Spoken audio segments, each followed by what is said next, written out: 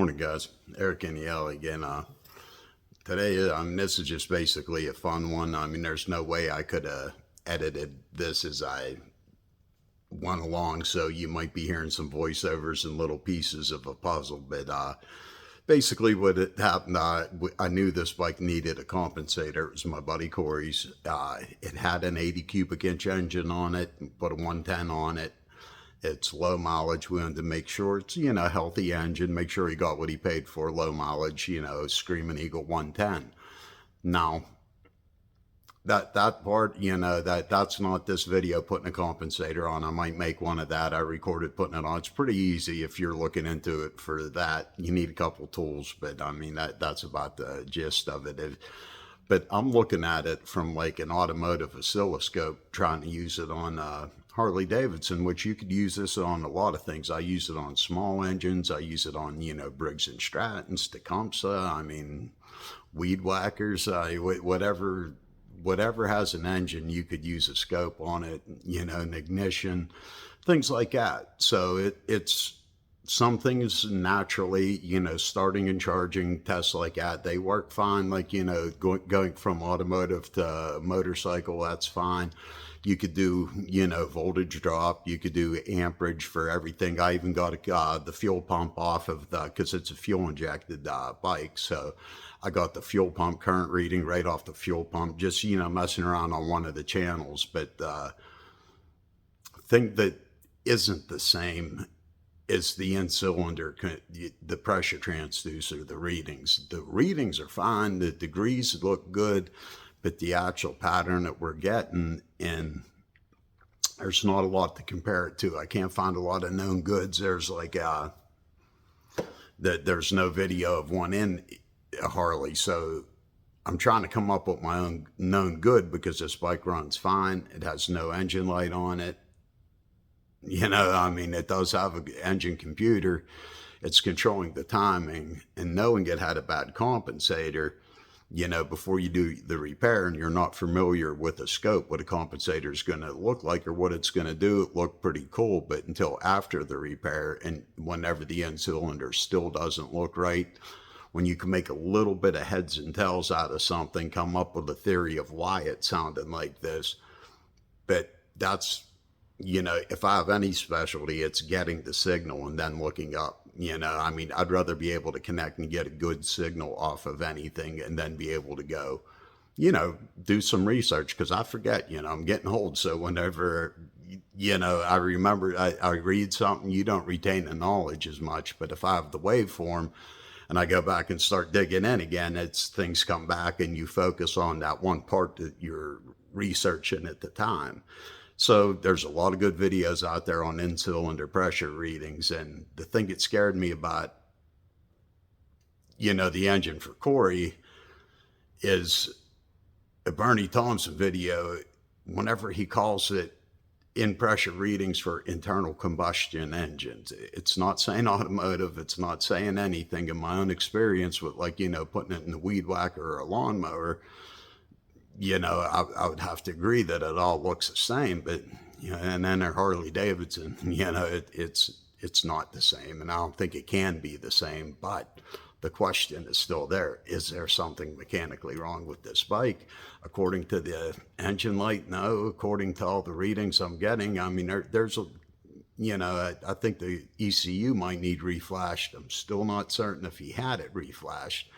But I think there's some evidence pointing towards that, but that can't affect the pressure transducer reading. So this is all just like it, I still haven't gotten to the end of it. So, of what this all means, except maybe it is a Harley thing or there's something wrong with the engine. That's why, give me your input after you see this. Listen to the theory, because it's the only other thing I can make sense. The bike runs extremely strong. It'll scare the living hell out of you. And it has no problem running. The problem with compensator was starting. We know it has a bad starter. I was able to use the automotive oscilloscope to you know, see how far gone the starter's going. A lot of times these two issues, a bad compensator is harder on your starter. The compensator was starting to fail with the 80 cubic inch engine. With the 110, it made it even worse. But, you know, all it does is basically lock up your engine while it's cranking. It won't turn anymore. But I expected to see high amperage. It's low amperage when this occurs. So the starter's been used to being kicked around a little bit. So it's getting old, but it's still running. Where hopefully he gets to the end of the summer out of the starter, but it starts first crank now all the time. I mean, it's a good running bike. So, you know, you be the judge. But there's just no standard way of putting this together. And again, you know, I'm not describing exactly what's going on. I'm describing exactly the information I gathered. And you take a look at it. I mean, it's cool to follow along. I taught myself a lot about how the innards of a Harley work and how a lot of this could affect something more with a 45-degree V-twin than, you know, any other in-cylinder readings you're going to see. So follow along, see if it makes any sense, or, you know, see if I have to tell Cory there's something wrong with that motor, man. I hope not. All right, quick background just for automotive people that, you know, are watching this. This bike does have a computer. It has an engine control module. It has a crankshaft sensor, camshaft sensor. That's two independent coils. It's not wave spark. They're both independent. It has everything. They're very well insulated, so I wouldn't even want to mess with back probing. I'm not going to pierce the wire unless, you know, you absolutely had to, and there's no reason to now. Connector, I gladly would, you know, or if we could get on air, but it's in air upside down. So unless there's a need, going to bypass that. That sound you hear, if it was timing, this thing has an engine light, just like a car. That bike's carbureted. If you heard this sound, that sound coming out of that bike, you're going to be either looking at timing or a compensator. I mean, you could have a couple issues wrong with something that isn't controlled. So before you think timing, there's no engine light and this thing runs great once it runs. All right, guys, this is just a quick starting and a short charging test. I just wanted to see where ground zero was with this starter.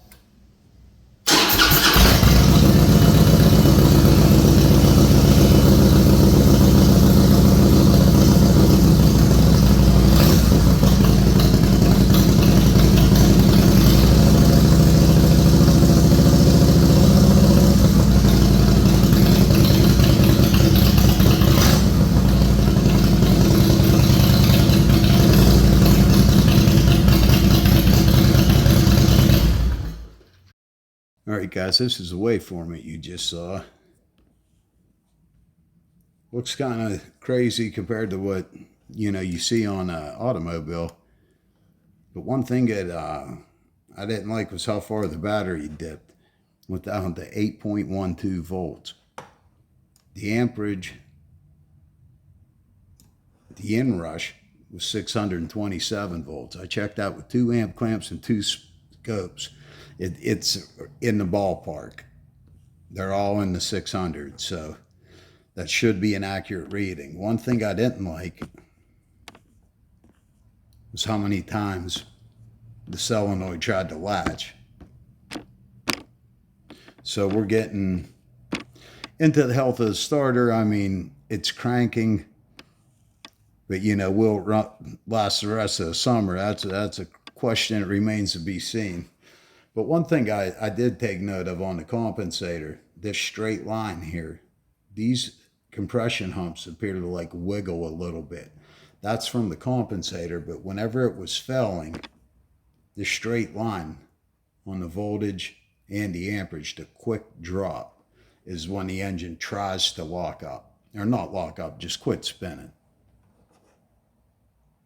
Okay, guys, it's going to be the same thing, only I'm going to try to not let it start, and hopefully the starter keeps cranking the engine, or if it breaks up, that's going to be we're going to be recording it, so we'll be able to see what and why is breaking up, hopefully.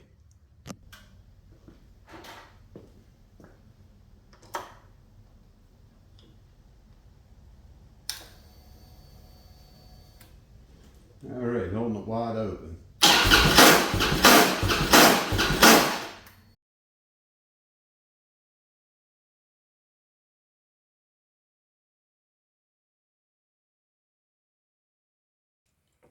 All right, guys, as far as an RC test goes, this would do us no good, but I mean, you have your normal use. I could still see it's taking over 600 amps, which is, too high. But as far as an RC test goes, this would be useless because every third time the engine's coming to a complete stop. And then it takes more to get the engine going, and then it takes less to keep it going.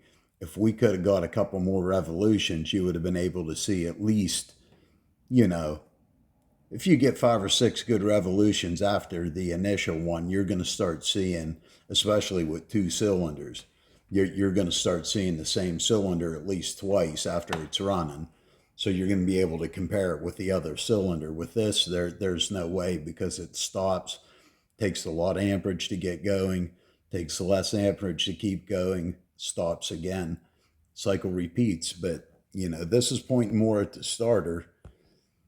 But compensator, like, it does do a couple weird things to an engine, especially with the amount of torque it applies to the engine as the flywheel's turning the engine. So there's something happening here, but it's going down almost to 0 amps, almost like it's an open circuit. It's not making contact. Possibly the brushes or the bushing, but we know it needs a starter, and that's the basis. Me even looking at this way: is the starter going to make it to the end of the summer, or is the compensator going to make it to the end of the summer? And right now, it's looking like the starter's going to be our contestant. Okay, guys, it's after seeing that, that's not very familiar coming from an automotive background using an oscilloscope. So, you want to find some common ground. There's many ways, and before just going straight to a pressure transducer, because I do want to check the compression, I want to take a look inside the cylinders with a bore scope. I want to make sure this engine got low mileage. It was a Harley dealership mechanic who put it in. It was a demo bike, low miles. We want to make sure everything was done right. And it is a low mileage engine, the best that we could tell. So that's going to involve compression, the pressure transducer. But, when I see something unfamiliar like that, you want to find some common ground. Just like that caveman looking around with a spear. I mean, that's what you're doing. With an oscilloscope, your spear, secondary ignition. I mean, stick it in it. It's very quick. You just click it around the spark plug wire, if it has wires. If not, you use a COP paddle, no big deal. But this is a Rotkey C1. This cost $8. I mean, it's a very cheap. I mean, I wish I had 2 of them to do both cylinders at once, but my other one's a hand tech, and it's going to, it wouldn't look as good as this. It's a very good secondary for wires. I mean, I just clipped it around it, and you'll see what we got on it. But you could tell if an engine's breathing good through secondary. You could tell if it's firing good, and you could tell if it's having trouble firing. You could tell if there's a misfire your ears aren't catching on a snap throttle, and it's a good place to find, like I said, common ground to see what's going on in there. I mean, are we already starting to doubt something, or is this, I know the compensator got to go, so we're going to change that and we're going to retest it, but I want to gather as much as I can. But right now, the best use of the oscilloscope for a compensator is them compression humps. With a new one on it, them humps are nice and even, just like doing an RC test on a healthy engine. It'll make it look like your engine's not healthy as compensator, because it goes around in 3 segments. We have 2 pistons. So that makes it a little bit, it's going to look like alternating cylinders have lower compression every 3 times. So, it's a very deceiving look. But that's why I wanted to show you a visual of the compensator. That's what it's doing in there. So we're reading from the starter. Got to be right. All right, guys, this is the old compensator. These are the springs inside it. It was just ground like silver paste. The back spring was almost gone. You see the wear on the end of them? And what happens, this goes on the back, and it's getting tension. Well, as it rides, we're going like this, with this down in it. I can't make it lock up, but This is how it goes, and then when it gets to one point, it just don't turn no more. It goes like this, rolls backwards. Whenever them springs got good tension on it or they're loose, it does this more. And that's what we were looking at. Now, we'll see the waveform we get with this. It's more like a standard RC test because we were looking in threes before. It wasn't cylinder to cylinder. It would have been cylinder like 1, 2, 1, 2. So we would have started, this would have been two different cylinders. It was going in threes, not twos. So moving on to after the repair, we'll do the in cylinder pressure test, see if there's any differences there. A special thanks to Sarah Spena for letting me use this video just to demonstrate this is what a compensator does, guys.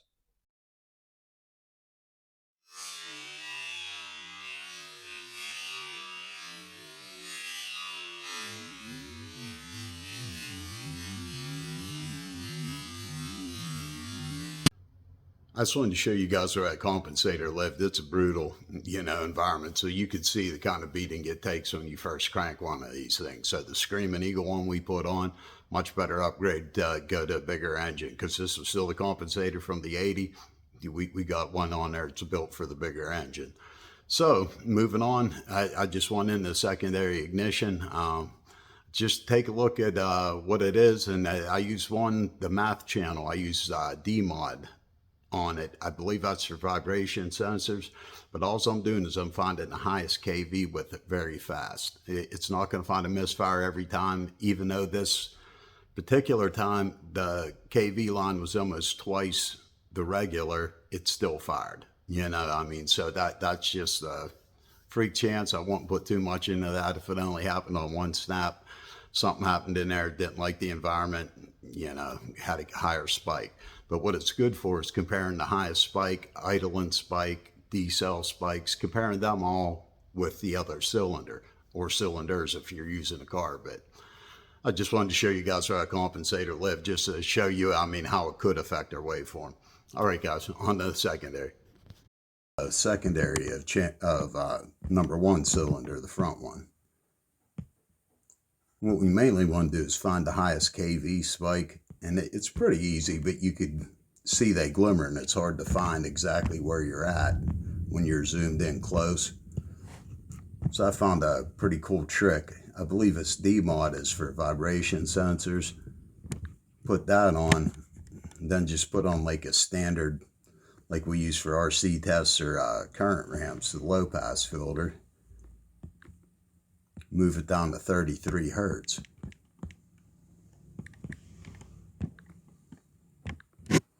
See how it makes it. You could separate it from your waveform, put it right under it, and it just stays a lot more steady. It looks almost like a bar graph. If you separate it, you could find your highest kV spike. That's what we're looking for. This is the whole waveform. So we could see when we zoom into this one,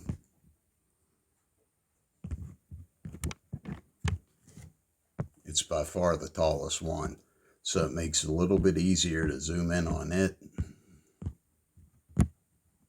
and see what's going on in there. Now, I have no way of knowing what this sensor's picking up. It's mainly dependent on the insulation in the spark plug wire, but I can compare it to the other cylinders, so that's why I figured take a reading of it. It's like at 140. Now this isn't kV, this isn't, it's probably around 20 kV if that. But when you look at the waveform, everything looks like, pretty typical. You always want to look at measurements like that, see how low this is firing. If this is firing really high, and see this little dip in the middle, everything on the right side of this, halfway through the burn line, this would be in the cylinder, and this would be outside the cylinder. So if you've seen a misfire or something weird happening here, but whenever you have a high kV, you're going to have a short burn line. There's like a string technique. If you pretend this is a string going up and down and along, as this kV spike gets longer, the string's going to get shorter. It's a pretty decent, rule of thumb to follow. But whenever you're looking at the highest kV, you should have the shortest burn line. And you could take a measurement of that. You could find some specs for on the snap throttle, but it's mainly for comparing. Most of your specs you're going to find it is at idle. Like here, we're very low. We're, a little bit less than a third of a millisecond. We should be looking at idle at 1 millisecond to 2 milliseconds. So for now, I'm going to get rid of these. And same thing, I'm going to zoom out. I'm going to find like an average idle on the math channel. Like over here would have been idle, but here it was coming down a little bit. This is going to be more stabilized. This is after a little snap to keep it running, but this was a good twist of the throttle. So around here, we're at idle. This is where we should get 1 to 2 milliseconds. And even to keep it on the safe side, we're going to go with a lower kV, which should mean longer burn line. So 1 to 2 milliseconds on an automotive application is what we're looking for.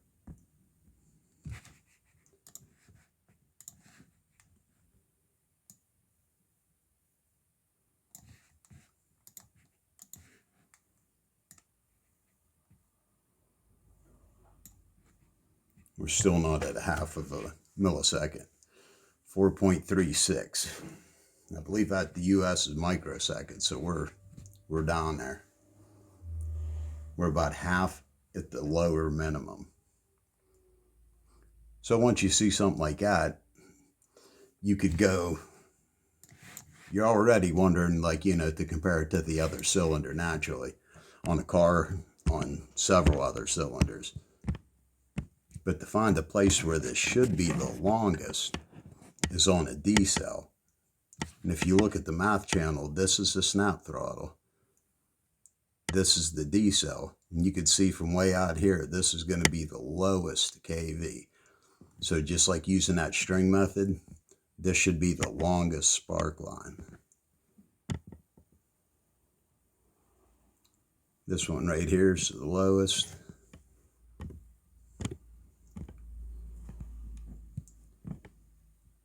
See how low his kV is here? We are up to 140 and we're just over 20 on a D cell. It's having no problem firing this. So that's going to be the easiest. I hope I lost them. Do have them zoomed in pretty good there.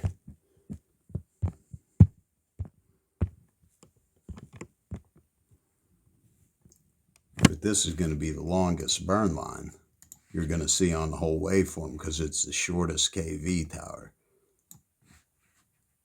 The string got stretched in between what we're measuring. And even at its best, we're still under half a millisecond. So that leads you to naturally want to compare it to the second cylinder, but it's also, you got to wonder why. Almost everything I've checked, even small engines, Briggs & Stratton, Tecumseh, Craftsman, weed whackers, they all have over a millisecond. So why this is so short, it could be that if this ECU wasn't reprogrammed, it's just still delivering the amount of fuel for an 80. We have no engine light, but if it's ECU from a smaller engine, it might be seeing this as normal. I don't know. I still got to talk to Cory about that yet. But right now the bike runs great. It's having no trouble firing at its highest kV too. If you're looking for a misfire, if it's going to be an open, that highest kV is going to take you right to, this one right here. And we'll see if it looks like, it's very turbulent in there, but it did fire. We do see some action in there. So in the cylinder, the first half of it got a little uptick to it, but from where it starts in cylinder, it has normally what we consider a good uptick, but should be over here somewhere on an automotive engine. So just another piece of the puzzle. Now I'm going to just move on to cylinder number 2. Also, this is still cylinder 1. We just want to check at idle its average. Also, 55. Now this is not kV, this is just a number we're using to compare it to the other cylinder. Okay, this is cylinder number 2. I'm going to do the same thing with the DMOD, just turn the math channel back on. Now usually you have to go back in, just click low pass again, and it applies your filter, keeps it at the 33. So making it easy to find the high one, this is the whole waveform. This is all them firing cycles. Right here is going to be our highest. Zoom him and go right up above him.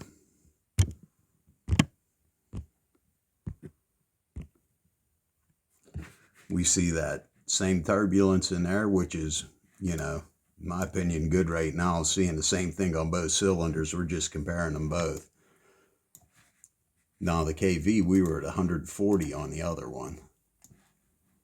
Its highest during a snap. Now this would be during a snap throttle is 81.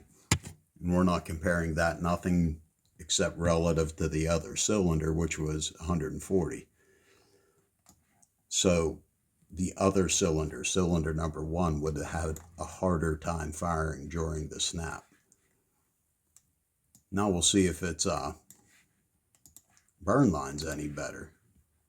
This is what had me curious if it was just one cylinder or if both were, because if it's both, you got to think it's intentional. It's a little bit longer during the snap. But that's also just like the kV, the string, the kV isn't as high, so the burn line's a little bit longer.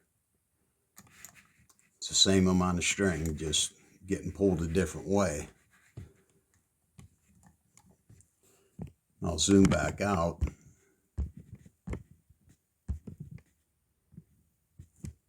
We'll go back to getting the average idle here. We'll say this one's a little bit on the average side. You should have a nice long burn line, and this is where we have the spec of in between 1 and 2 milliseconds. It's not a Harley spec. Well, first we're going to look at the firing line.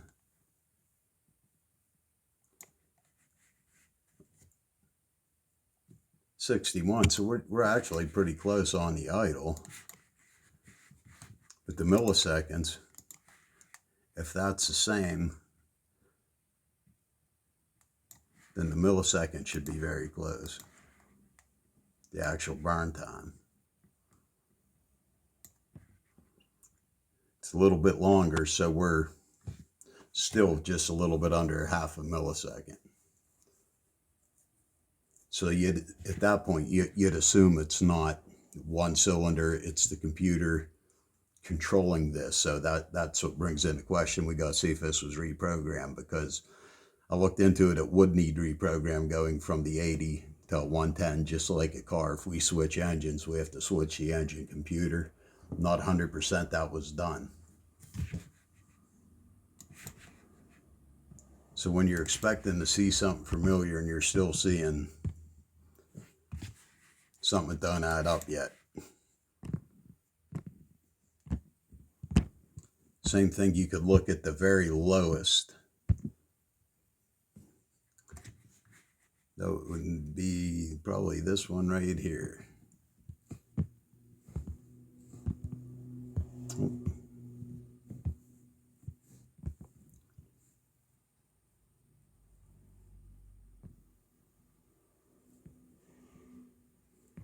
Definitely on the D cell, right? This one.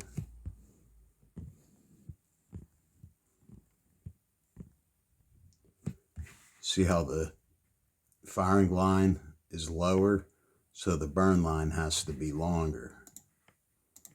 But we're still not going to be at a idle spec.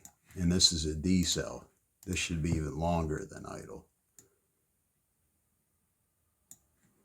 And we're not even at 3/4 of a millisecond.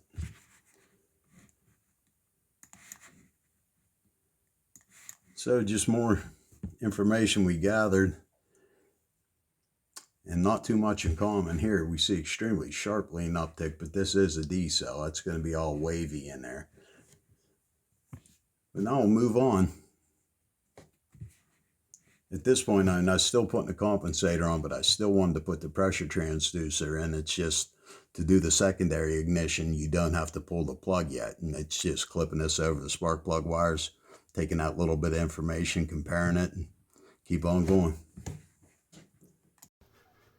All right, that's just a little bit of secondary. That's usually a good place, I mean, just to take a look inside the engine, make sure things are at least agreeing, because if you're agreeing on there's no misfire and KVs are looking good, and you know the spark towers or the coil towers are increasing with demand, and you know if everything's looking good like that, I mean that's a good common ground. But whenever you measure at burn time, it's you know a little bit under a millisecond, a little bit over 2 milliseconds. That's when you start looking for a spec, and I can't find any spec for these. There's not much out there on them. That's what's kind of cool, just you know. So it's just like gathering everything. Maybe they all run like this.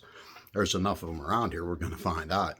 And like I said, it's a very unevasive test. So I'll just, any of the Harleys out in the alley, I'll just put this clamp over on my phone with Hscope. We'll measure the burn time, just see what, there's street glide, there's V-rods, I mean, shovel heads, there's Baker's trike, there's Harleys everywhere. So this is going to be like an ongoing thing, like seeing how far we could dive in Harley-Davidsons with an oscilloscope, because it's like, some things are working out good, and some things like this, I just need more information somehow. I have the service manual for all these Harleys, and they're not really listing a burn time. So, if any of you guys got a scope and a Harley, please, drop a comment, go and just measure at burn time. Because I'm just, starting to suspect that the ECU isn't giving enough fuel for the 80. I'm not 100%, but this is a 110. If it's getting enough fuel for an 80, that would explain a short burn time. And we could even see whenever that coil was firing that whatever our scale was, it was 140. That was its highest spike. It was still firing. So if you have a misfire and that's on your snap, that's going to be your highest KV spike. If it's an open, that's the one you want right there. You want to zoom into that one, because it's going to be a miss, especially if your computer's picking up misfires. It's going to misfire under the most demand. Usually, I mean, like there is always variables, I guess. Some with idle, when they can't breathe, you could have more of a misfire, so just that's the easiest way. It's not always going to be a miss. Like that time, it wasn't a miss. It still fired, but for some reason, could be turbulence, could be anything, it took a little more. It could have been so lean that it needed a little bit more too, like needed a little bigger shot of fuel there, but still got to research that. But if you got a Harley, go out, man, check the secondary ignition, because I'm curious now. And hopefully we get lucky. There's enough room in there to see a little bit of valve action too. If this, with these heads, it'll turn around like that and take a look at the valves. So hopefully, I'm going to put it on record. I'm going to switch it to movie and record it, so I can put that on the video, and you could see it on here, what you can. I'll try to hold it up with the right. Yeah, this never works, but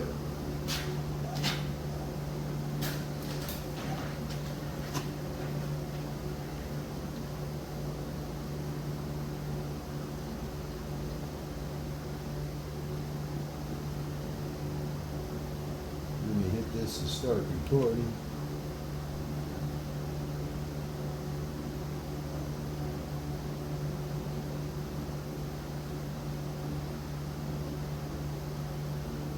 Still got the crosshatch, that's nice. Awful lot of carbon on it, but the way it's been misfiring, and you could see the fuel from not starting. This has been going on quite a while. The compensator was going bad with the old engine. So it's been, since day one with this engine, it's been doing this daily the way you just heard it start. You ever still see good crosshatch? I'd just leave that carbon to, you know, all the misfires. You figure every 3 revolutions this thing's misfiring. Let's see.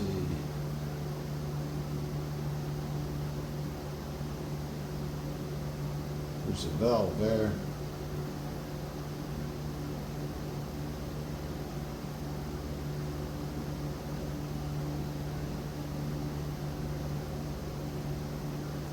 Don't see no gouges. You can see the valve seat.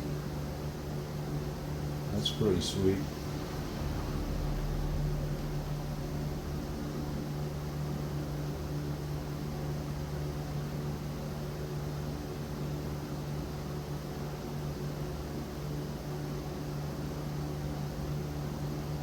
Hey, looks pretty decent. Don't see no gouges or anything, but if I was looking for gouges, I'd make sure that piston was at the bottom dead center. We're not quite, we're a little over halfway. Enough room to flip it around, so that was pretty cool.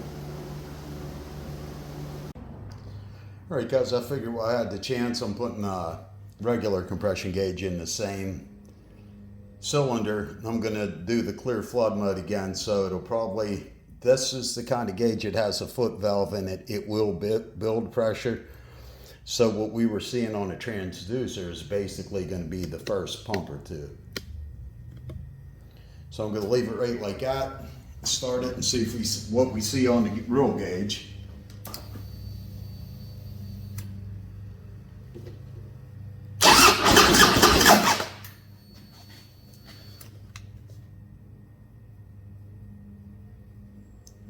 We're looking there, it's about 155.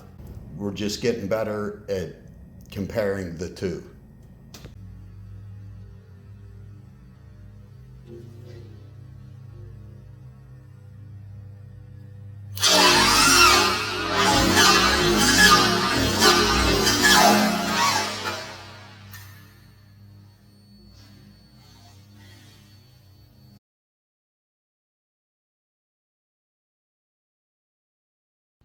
All right, guys, quickly, if you're not familiar with pressure transducers, we're going to do the same thing that we do with this check compression, but it would be like having this valve depressed. It's going to keep running without building pressure. If you keep this, you know, don't touch it, this is going to keep hitting. Every time it's going to build pressure to a higher reading. We just want one event, like, you know, one compression stroke. That's all we're looking at, and then we're going to look at it running. But that's all you're seeing on the screen is if this was in the engine and you held this lever down. So that tells you a lot, like what's happening on acceleration, snap throttles, decels. There's a lot, you know, you could look up quickly on, you know, how to diagnose an engine with that. And the thing that I got it out for is I like doing both. I like comparing it with this because you want to be fairly close. You have to have a borderline.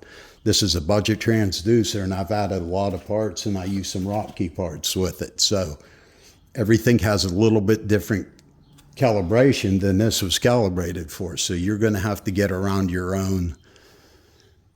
Like if you're off 10 pounds on this, in this, trust this. You know, and then adjust your scope readings 10 pounds. But I was close enough that I was happy with it.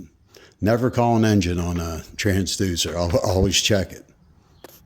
The thing is, going straight in, I'm getting too close to the tank. This is as close as I can go. And I modified this a lot. So it works. You hear a lot of input. If you get in these pressure transducers, people tell you all kind of crazy things.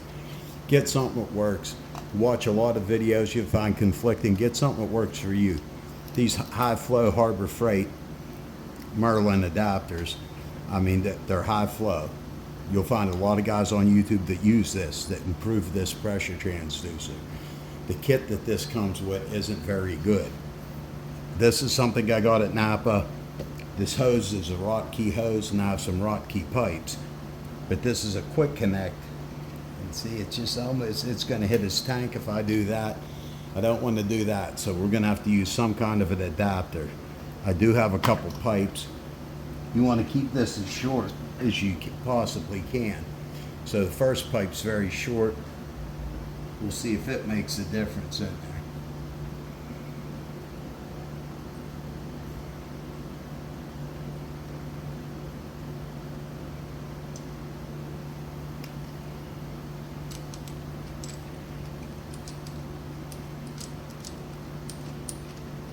Should probably just go straight to the hose, but you know, if you could keep it rigid, you get a better.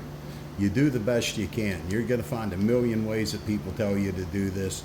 You get a kit, you look at what you're getting, and you keep comparing that, and you keep trying to make sense with factory specs and what you're seeing with your own eyes. Nope, that's still going to hit it. So I'm going to have to go with the shortest hose I got, which is this, this is okay. This is a Rotkey hose. It's got very heavy duty and it's precision. It's probably the best hose you could get for doing this. If you're going to have to use a hose, this is the one you want to use. Here, for an example, I'm sorry, this is the one that came with it.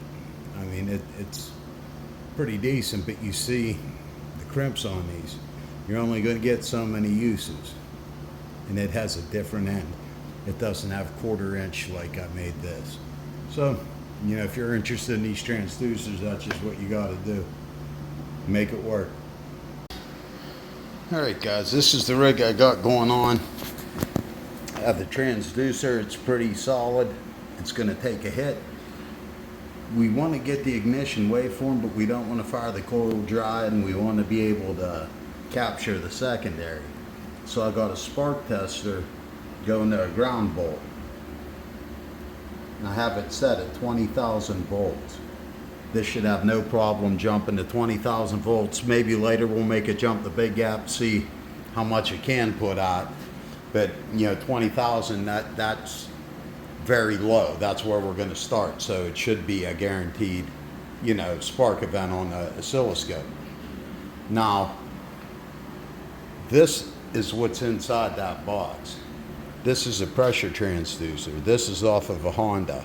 It's a GDI, a fuel rail pressure transducer. You could make, and we're going to do that with this because this one was actually, I'm pretty sure it was good, but it was $25 for a brand new Honda one on eBay.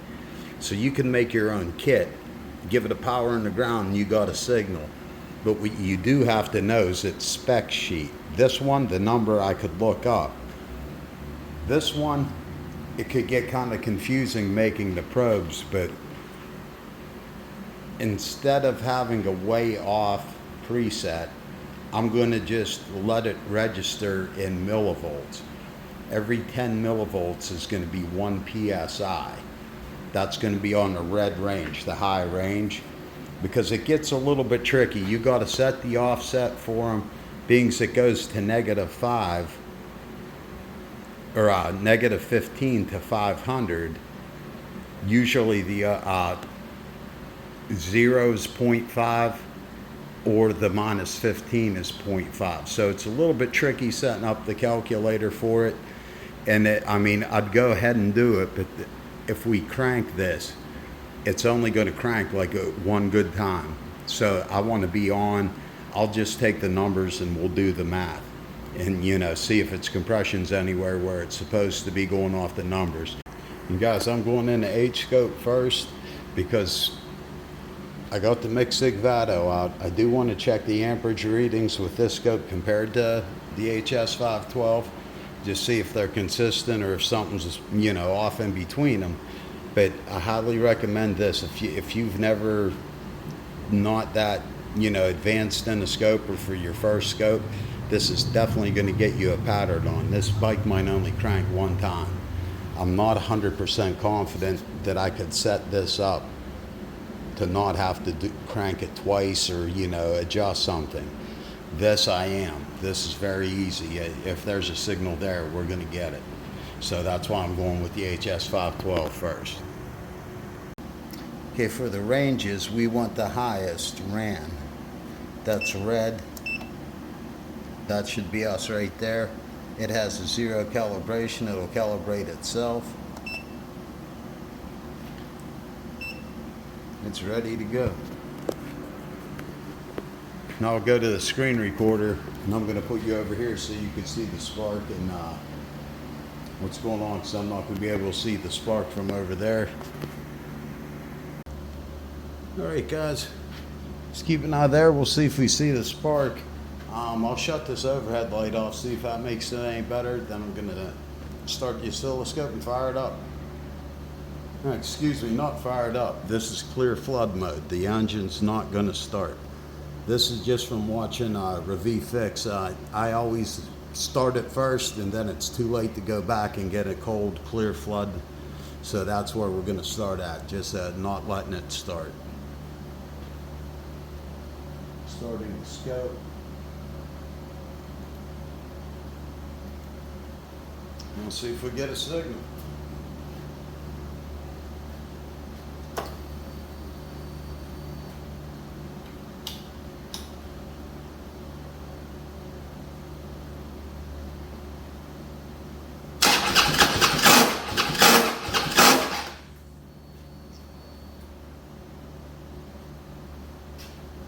Alright, I don't know if you've seen any spark, but I'm going to see if we got a signal.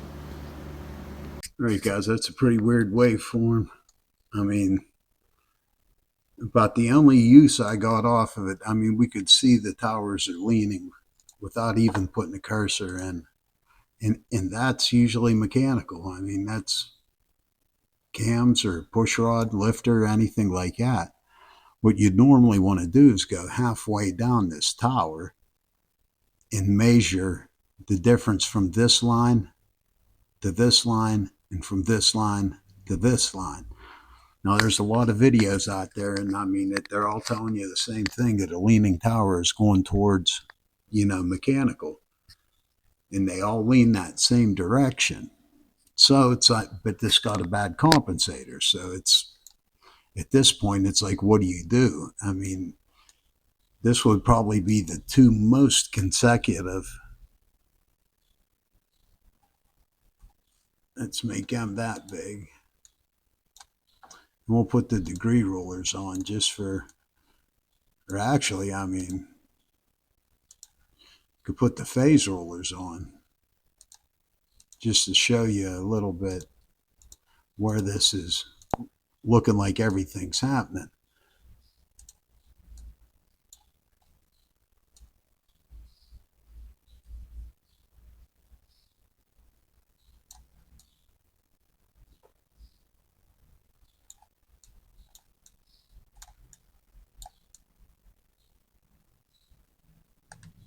Okay. So this would be, I mean, the exhaust valve opening here. This is the exhaust stroke. And what I don't like is seeing these waves over here. That usually looks like, I mean, that the waves on, when we look at it in an automobile, but there's also a manifold and exhaust with several other cylinders connected. And we usually see that as exhaust resonance. But, you know, just this has its own exhaust pipe. So if this is indeed the exhaust valve, why is it opening during the expansion? That would explain why it takes longer to build compression and it's having such an easy time getting rid of it. But to tell you the truth, this side of the waveform looks correct, and this side looks like, look at this lump and this hump. We see this on current ramps sometimes when a pintle opens, but this is a, you know, in cylinder. So that's very confusing. Like where the intake, I mean, it looks like, without putting the degrees on right now, you could do the same thing with the degree rulers. You want to change this to 720 like that. All you do is click the gear button and it will change it to 720.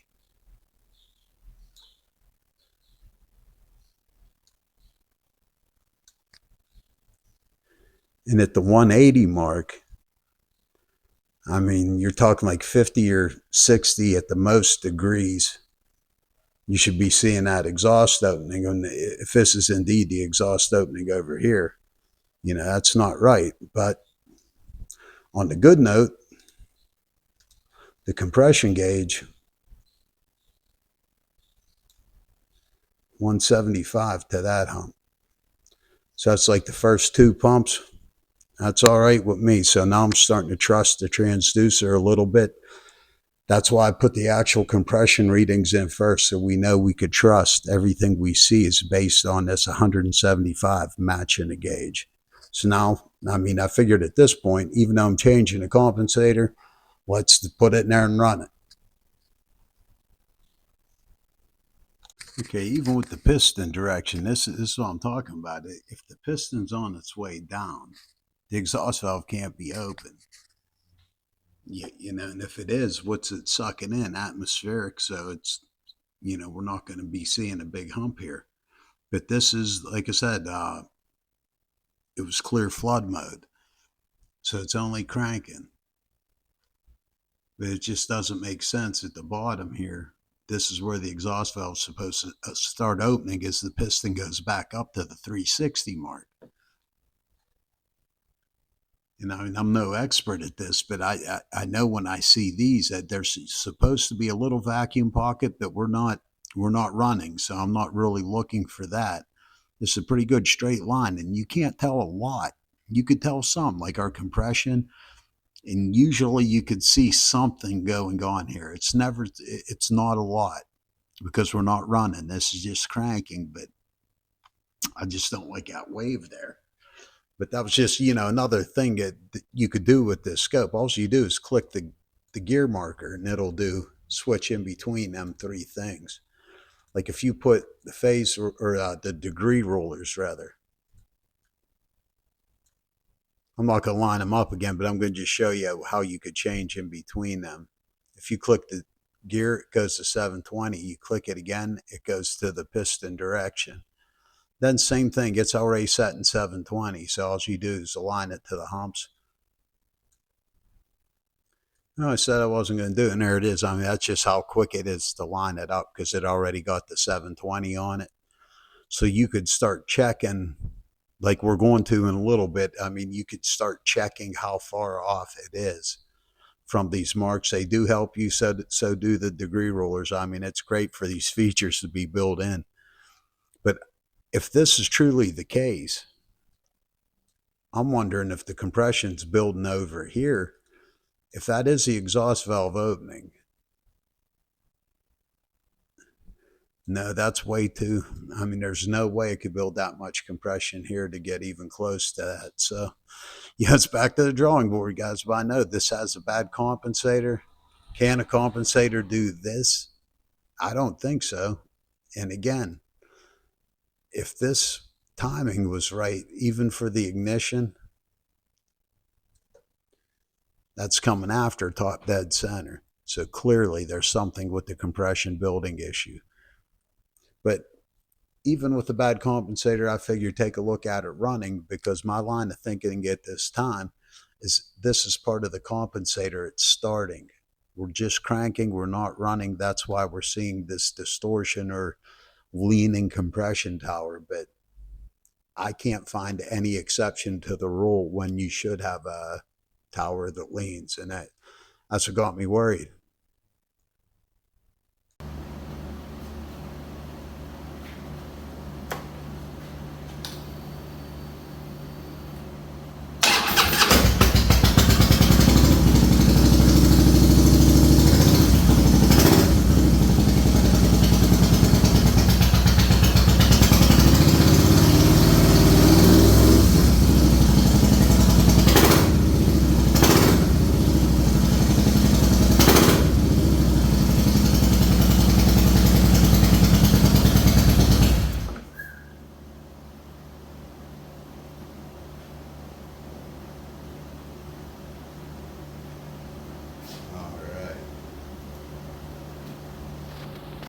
Guys, this is what it looks like, and whenever I break it down, we look at things that we know about in cylinder. I watched a lot of videos. Seen like on Bernie Thompson, I mean, the title of his video is the pressure waveforms for internal combustion engines. I mean, Harley-Davidson's definitely an internal combustion engine, and according to him and everybody else out there that I looked at it, it's going to point towards a compression loss or a mechanical problem. But we're kind of looking at automotive engines, and I'll get into why I think it looks the way it does, but quickly we could look at everything we know and where it's going to occur. The 180 mark, it should intersect the exhaust opening, you know, plus or minus some 10, 15 degrees. So if we go over to the 180 mark, sure looks like that valve's opening there. That's right in between that upward swing. So, okay, this is the exhaust valve opening, and it's going downhill. That's what's kind of odd about it. But what I noticed is there was no vacuum pocket here. Oh, let me put that cursor back. There's usually a vacuum pocket right here at the bottom of this. This will be as the piston's moving back down towards bottom dead center. We usually see a matching vacuum pocket.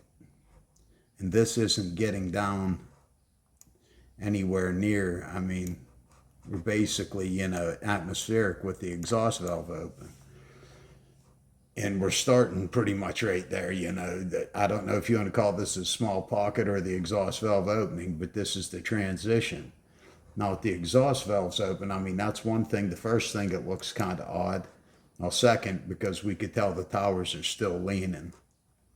You know, even if we put a straight edge, you'd figure halfway up would be in here somewhere. And we'll just move this degree marker over. You could tell without even measuring that this side's bigger. So that would indicate it's building compression faster and getting rid of it slower. The exact opposite of what we've seen on cranking without letting it start. It was building the pressure slower and releasing it quicker. Now see, they're all going to move with me. Sometimes if you go too close to the edge, it'll move your whole degree markers, but that's no problem. We'll just put them right back.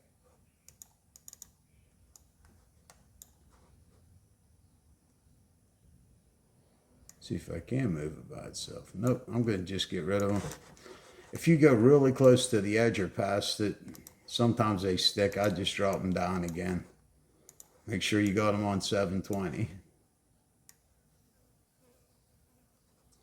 And one trick I saw, I mean, it seems weird zooming out, but you could find the peak a lot easier.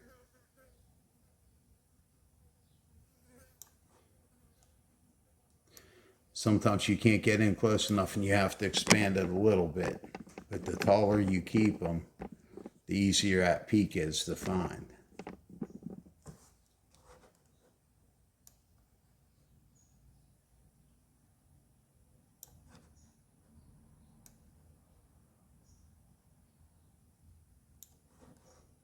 Right there, that's good enough. Now we'll zoom that in a little. We could get rid of this too. But now, that seems to be right on when the exhaust valve's opening. The overlap should be 20 degrees past the 360 mark, plus or minus. And these are all general. If you watch videos, you're going to see different numbers every time. I mean, nobody is given the exact same numbers. These are generalized numbers. Anything close, do more research, definitely. I mean, without doubt. But before top dead center again, at the 360 mark, 15 to 30 degrees before that, the intake valve should open.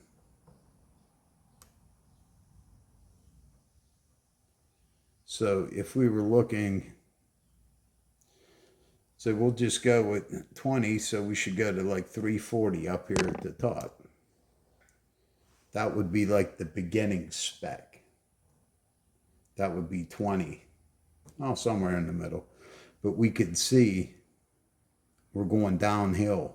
So that's definitely overlap. The intake valve's starting to open. And the overlap should occur 20 degrees past the 360 mark.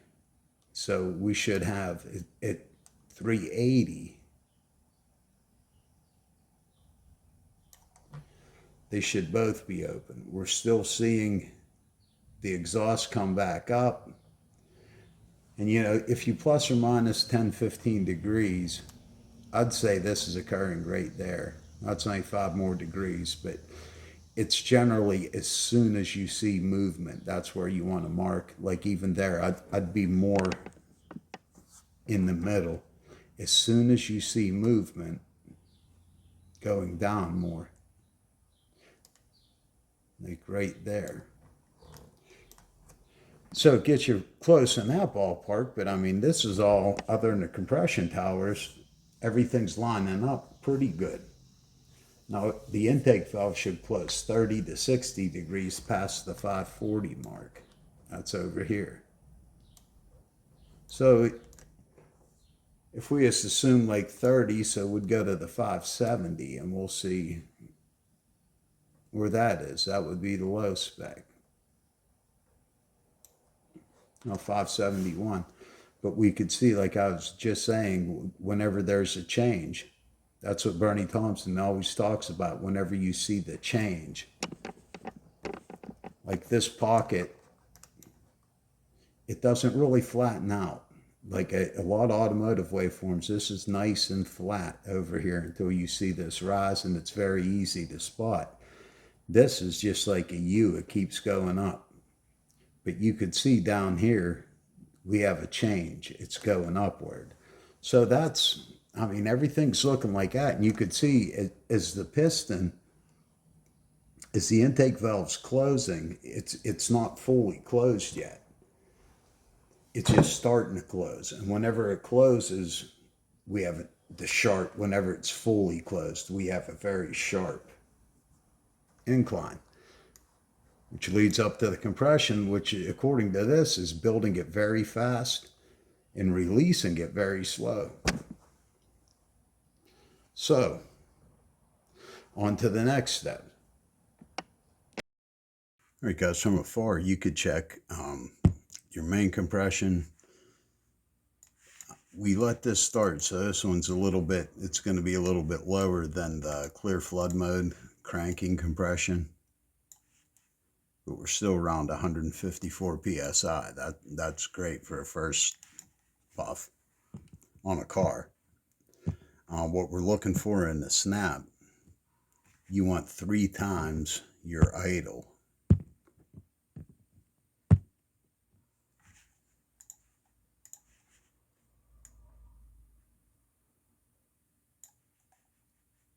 So our idle psi is 27.5 psi. So we'd be looking for 82 foot-pounds under a snap.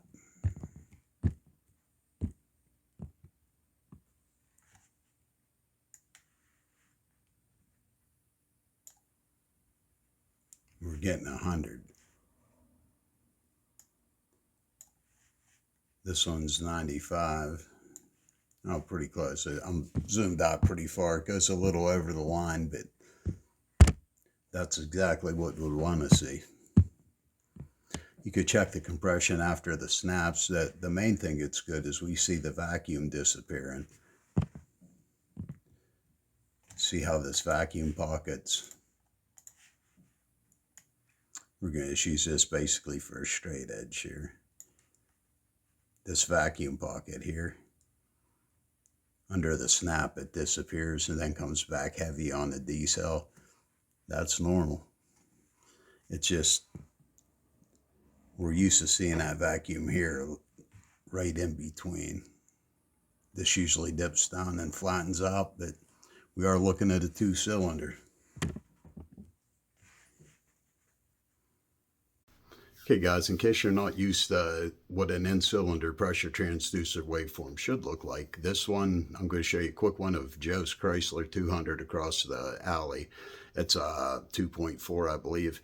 So it's going to be, you know, normal what we see in everything. And the second one, to kind of show you where I was going on what I was building on, is I've put this thing in a weed whacker. Now these are both the same scope, the same pressure transducer, same tablet, same everything, same lead, same everything. We're going to see what's the same real quick and what's really different. Now to analyze it, I just want to show you what you normally see. This is that vacuum pocket that I was saying that we are used to seeing. And that's always a sign, you know, your engine's in decent health, breathing pretty good if this returns down to the same here. And it does, the vacuum here and the vacuum here. So that means it pulled the vacuum up and it was still there when it came down. It came down below atmospheric right here at 0. Whatever pressure it applied, it was still in the vacuum when it compressed it. So it compressed the vacuum along with it, and it's still here. So that's a good sign. It didn't lose it anywhere. The leaning towers, what we'd be looking at is if you wanted to really check them, you'd get this in the middle as close as you could. You'd go down about the halfway point. But if we were going to assume it was this line,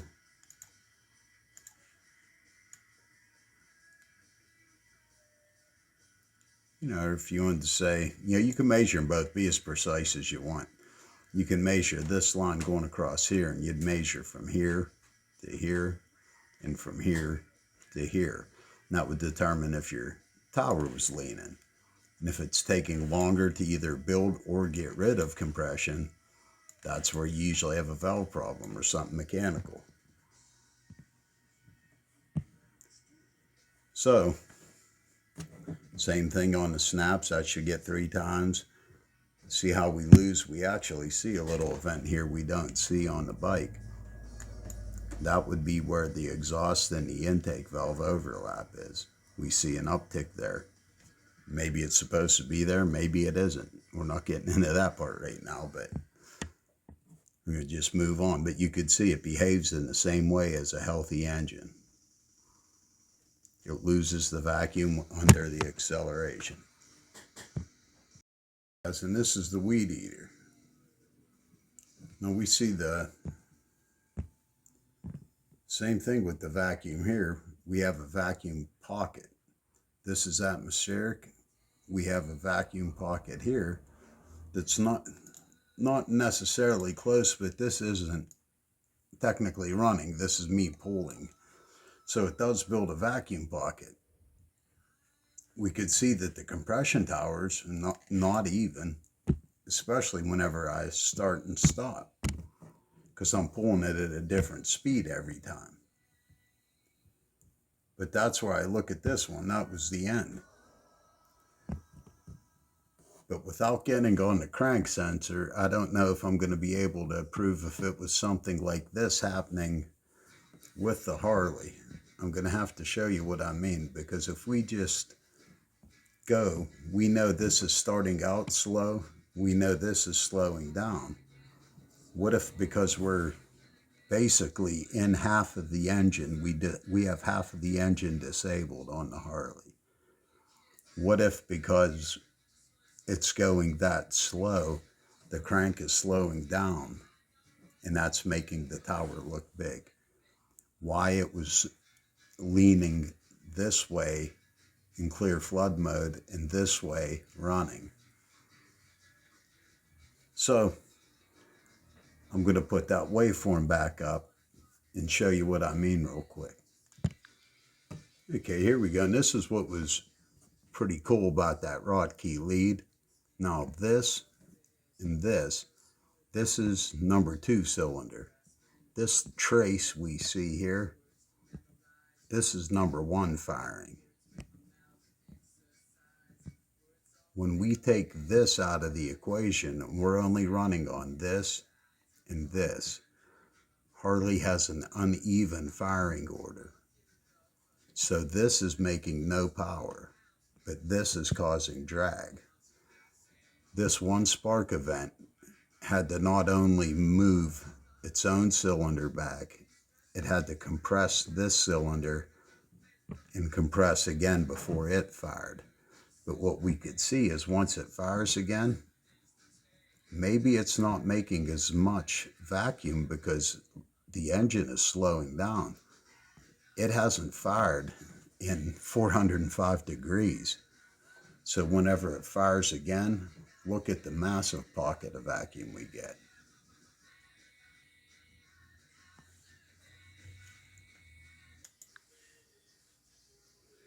That would be almost 7.5 psi of vacuum. Now into inches of mercury, it would be roughly 2 times that. So it'd be about 15 inches of mercury. 17 to 21 is a healthy engine with a gauge.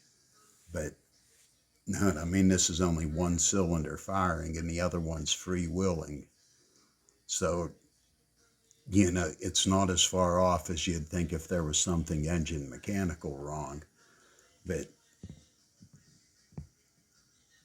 you know, take a look at it one more time before I go into why, you know, I think it's this way or the way it fires, but this is basically it. But I'll show you just, you know, Harley's own jargon and what they use to describe this stroke. This would not be firing. This would be slowing down. Is the valve overlap? This is the exhaust valve opening. Why there's no vacuum? Maybe the engine just isn't spinning fast enough. After it fires, we know right here the engine is going to be spinning faster. This is the only event causing power, moving the whole engine. And as soon as it fires, we have our vacuum production. This does not fire. So would we have, if it did, and it moved the crank as fast as this one did, would we have our vacuum pocket back? So it's basically like a Harley. If you put a transducer in one of the cylinders to watch the transducer, you disturb the pressure. Or you disturb the RPM and the power that only one cylinder can make.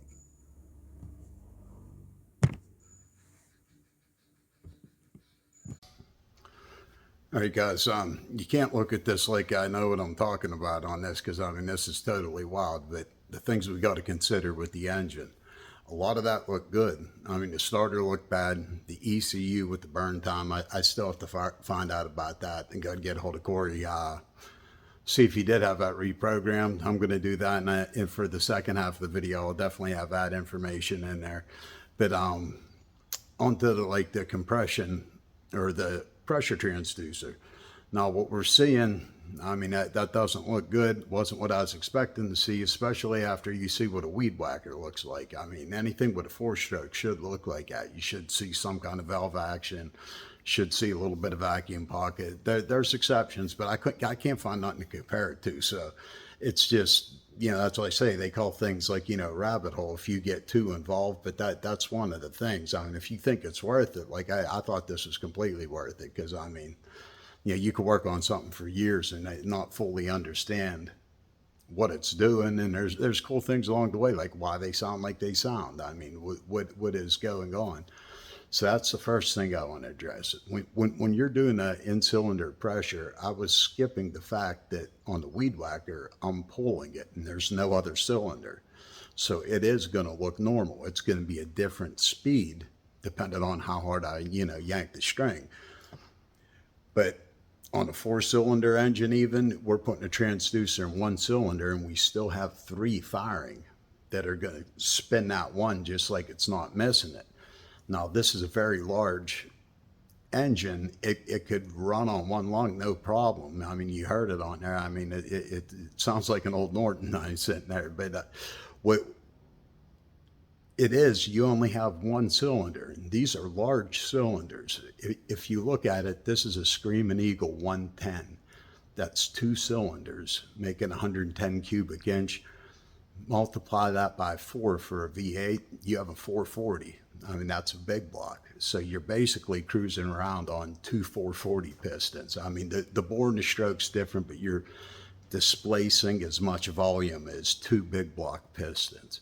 So one firing and only having one other one to pull it up, I think we would have still got a good waveform if this was an inline, like if it had a companion cylinder. If cylinder 1 was firing and then cylinder 2 was on its exhaust stroke, I mean, we could balance the engine. With a 45-degree angle, there's no way to fire them even. And then to top it off on that, Harley even threw another wrench into the game. You have to think it like, and I'm going to show you on the board, I had to do it this way myself. And I mean, just to picture how they fire, you're going to have to consider the sound, the potato, potato, potato, potato. We're looking at one potato, and there's only one potato running that potato. So it's going to take a lot to move one big block piston out of one cylinder, but it shouldn't be a problem. On a 440, would put this pressure transducer in one cylinder and would still have 7 cylinders pushing it. So you'd get a very even waveform because that cylinder would just be being drug along. It's not firing, but as long as there's nothing wrong with the bearings, it's going nice and smooth up and down. There's no problem with it. But when you only got 2 and they're not firing even, it's very, hard to interpret what you're seeing. I mean, that's why I hope you guys have a little fun with this and take a look at it, because the more I looked at it, and this could be completely wrong, there could be something, Cory could have got a bad motor. I don't think so, because that's one thing we have to consider. There's no engine light on. Now, the shorter spark time, if it's still the computer from the 80 cubic inch engine, it's not worrying about that. But if it was out of time, it should pick it up with the cam and crank sensor. I didn't get on the crank sensor, a signal that I'm going to, but I mean, you'll see I took a couple shots at it. I don't get mad. I get out the mixing if I find something I can't see. I don't like using it right off the bat because of the trigger. I might miss a signal. Hscope, I never miss a signal, and I could save the waveform. But whenever you just want to take a broad shot with as many channels as you could get going, I mean, just looking for something that makes sense to mix things, I'm very good at that. So I hooked that up. This is before I changed the compensator. So I'm thinking in my head, can a compensator make these towers look like that while the engine's running? I mean, surely it shouldn't. If it does, I mean, if you're running around with a bad compensator, I'd change it immediately if it's affecting the way the engine runs. But this thing screams. There's no engine light on. Runs fine. I mean, it's a very, very strong motor. So that's just like a clue to what we're looking at might be what it's supposed to look like. And if it is, it's almost like quantum mechanics or something. We're looking at it. To look at its pressure waveform, you have to disturb how it runs. I'm thinking with one of them missing, they fire in a sequence that would be like fire, pause, fire, rest. They go through a whole, I think it's 405 degrees where no cylinder fires. It's called a rest stroke. And Harley actually used this to win a lot of races. Whenever it's not 720, we're thinking in 360, 1 revolution of the crankshaft. Both cylinders are going to fire in the first 360 degrees, before 360 degrees. And then it's the piston, the cylinder is going to coast. The crankshaft will make a complete revolution without either cylinder firing. If we wanted a balanced engine, they would oppose each other. So we have one cylinder firing, pushing this pressure transducer, and it's pushing it through a rest stroke. So it's not just like a 45-degree engine. They actually have a firing sequence that makes the engine spin 405 degrees without a firing event with only 2 cylinders. That's what gives these things 120 foot-pounds of torque and 100 horsepower. It has a lot more torque and a lot more horsepower, because what Harley claims is whenever that rest cycle, that gives the tire a little bit more time to grab the road. You're not applying a constant force to it. A lot of that would think, transmission would take to smooth that up, but if your engine does have a rest sequence, it is giving that back tire. If you think about it, I mean, it is. And they say they won a lot of races that using that technique, but that's only the big twins. And this is what's kind of cool. If this is a known good, then I have to save it and treat it like a known good. I mean, everything looks good on the actual measurements, the degrees. I mean, they're close enough, going in there with only one cylinder running. So did a little more playing around with it, and that's what I mean about the mixing. After I see something like that, I like having something else to confirm it. If I see a weird reading with an amp clamp, I like having another amp clamp. If I see something weird on the scope, I like having another scope to double check it. And everything, I was happy with everything so far, like the compression matching the manual gauge. I mean, that's great, because then you could trust the running compression. All right, guys, I'm not too good at this, and this is a pretty crude 360-degree wheel, but the way this engine works is, just consider this is 360. This is 1/2, 2 strokes of a 4-stroke engine. On the first stroke, first 2 strokes, we're going to have number 1 firing. It's going to go around 315 degrees. Number 2 is going to fire. Number 1 is not going to fire. It's going to go around another 315. Number 2 is not going to fire. And then number 1 is going to fire again. So the way I did it in my head, just to make sense, that's why I had to draw it like this. It would be like bang, bang, no bang, no bang, bang, bang, no bang, no bang, bang. So we're going around a whole 360 degrees, and these 2 cylinders are firing very close together to make one huge power stroke. That's why these things have so much torque, and you really can't beat them on a launch pulling out, because of just how much torque this delivers. But what we're doing, we're taking this out. This is where the transducer is. So it's going to be the same thing though, but we'll just say this is compression, because even without it firing, it's building 175 foot-pounds of pressure in our gauge or in the transducer. So what we're just looking at is just, every second time, every 720 degrees, we're getting one shot, and it has to push this up. So one of the times it's firing, this is at top dead center. So it's taking a lot of energy out of one cylinder. So I could imagine in my head, that's going to slow the crankshaft down. That's going to slow the pressure transducer reading down. Because that was kind of my line of thinking, that, it's possible. You keep checking different things, and you keep trying to work out in your head, and you keep diving deeper and deeper, and, hopefully it's something you enjoy like this. I wouldn't take as much time to, dive into an EGR valve. I mean, it's or something like that, but if it's something that interests you, it doesn't matter how deep you got to dive, really.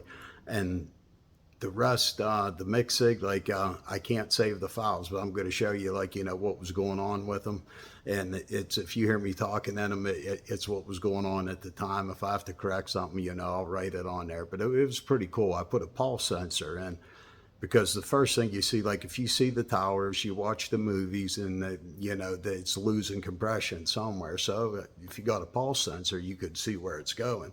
I did not put it in the intake. I put it in the exhaust, just playing around. I mean, it could have got deeper on that, but I knew it needed a compensator. I hooked both of these scopes up. That's going to be a second video. Otherwise, this will be, if you want to watch a compensator, and then I'll make one at the end after I put both scopes on them and a transducer after the new compensator, so we could see if that changed the waveforms in any way, shape, or form. But it's still hard to read. I'll tell you that much. But everything I could take advantage of, I used. It has a fuse box and fuel pump, just like everything else. I put a current loop on it, you know, on the fuel pump. It has an electric fuel pump. They even have a Schrader valve. I need to get an adapter to hook up, like, you know, the transducer to that, you know, but that's what you do. You keep building little pieces of your kit, and pretty soon you have something that'll, you know, plug in everything for the transducer. I mean, we could take it with a manual gauge, but yeah, there's no point. I was just looking at the current ramp of it. How much current is the fuel pump draw? I mean, for no reason, but you know, it's really cool seeing how much you can use the scope on a bike. But is this going to be a known good? Is this, I mean, are the readings, like the peaks, is that going to be our main, you know, thing? Or are we going to be able to time this and look at this like it's a known good for a Harley? There's a couple more around. There's another one in this garage. There's a V-Rod across the alley.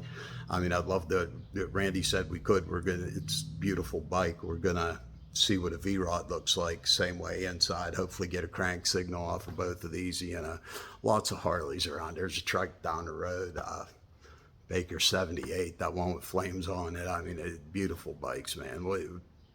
Now I'm starting to be able to use the scope on them, and you know, maybe we're going to see this pattern again. But that's going to be in the future. But thanks for watching this so far. If I don't pop back on, but let me know what you think. I mean, I had a blast doing this. When you get a scope and you can't find nothing, no good, you can't find no answers, and you just got to blindly start digging. That's what it's all about, you know, because you can do it for a very cheap scope.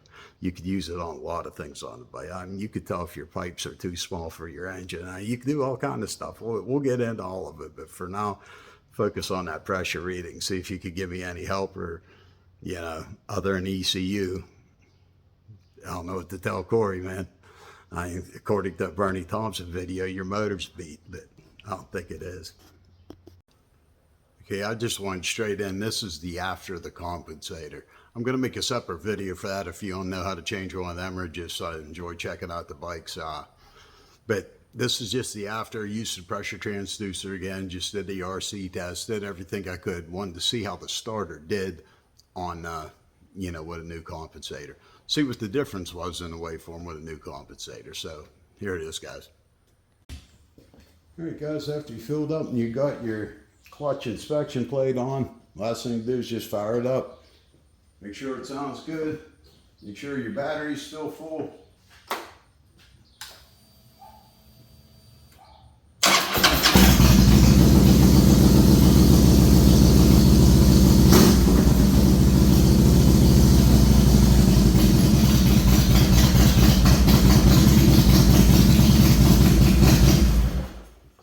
Ready to ride.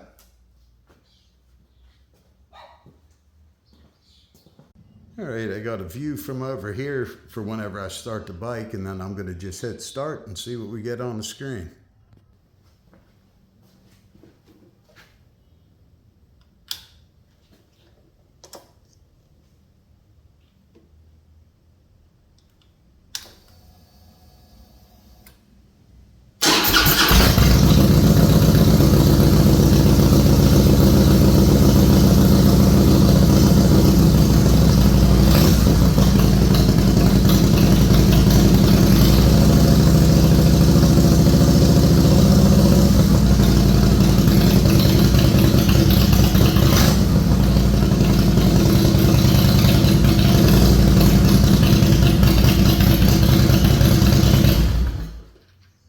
There's not a lot to see, but we can see the battery recovers a little bit better.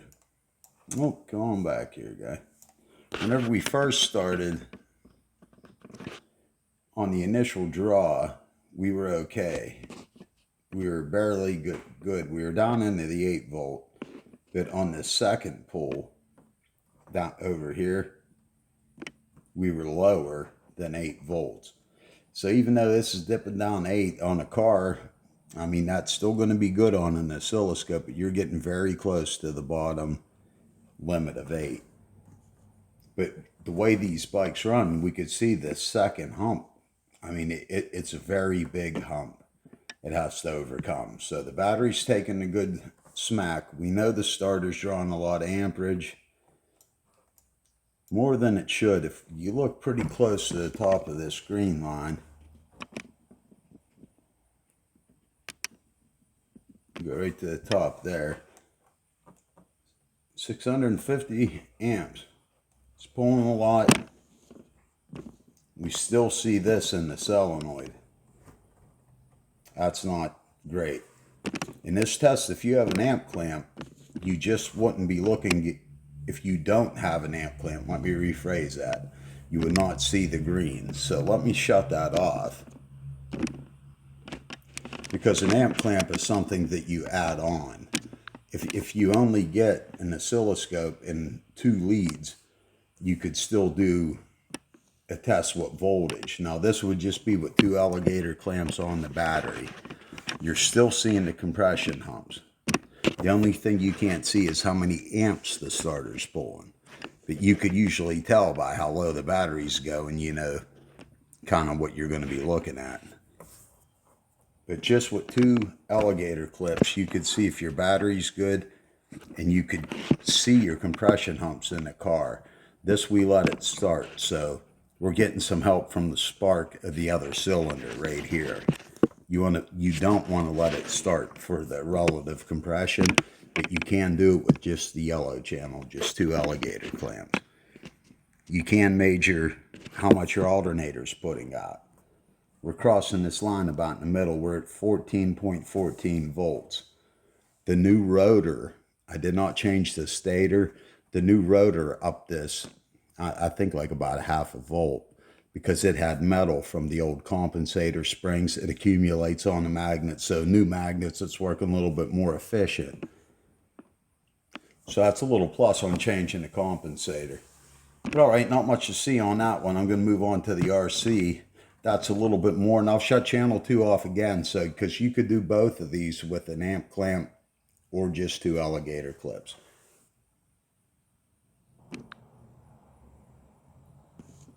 We'll just take a look here, guys. I'll leave this on here. So the last thing you see is this waveform. And then I'm going to move to the original one so you can see the difference.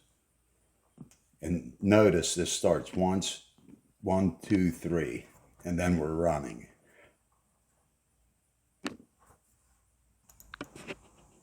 All right, now you see the difference. This got 1 extra compression hump on it. So what is the starter? We replaced the compensator. It's going to make it a little easier on the starter, being it's starting easy now. It's not starting, it's taking 1 less revolution to get the bike fired up. So yeah, that's going to add a little life. But here's originally where we saw the solenoid action here. You know, it's losing contact quite a few times. But this is the before. We knew that. But even without touching the starter, this took a whole revolution off it, starting the engine. The actual specs of the difference.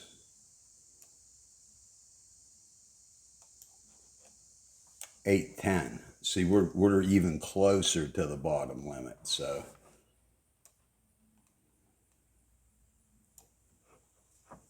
$632. It took a little bit less to get starting.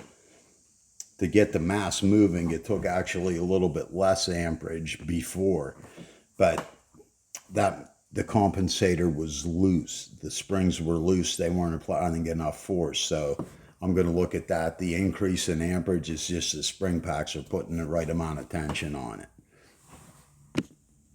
So that's what we got out of the starter anyways. Just, you know, a little bit more life, and, you know, kind of banking on that. At least that's one good thing in the column of, will the starter last the summer?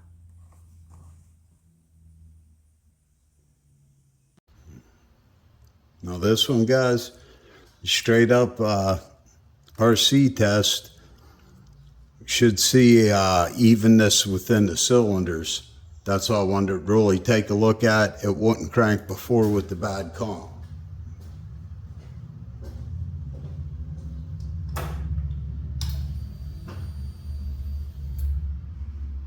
Clear flood mode.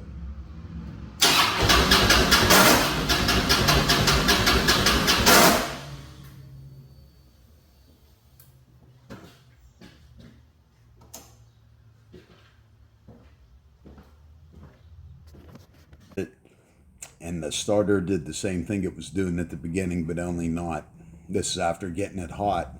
And this is the second RC test. It looks like the brushes let go again. This is almost the same that we were seeing before. But the difference is now we get a bunch of good cranks. So we know the starter's going. We've seen that earlier.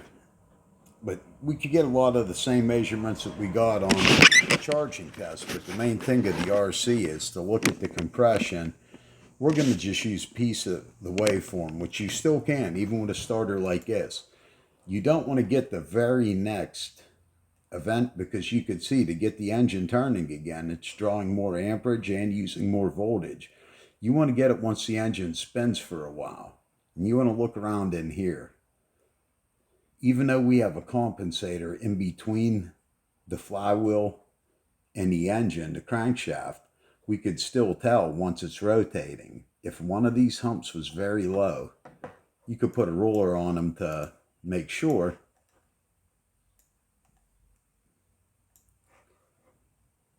And you're allowed, I believe it's 10% in between cylinders. Don't quote me on that.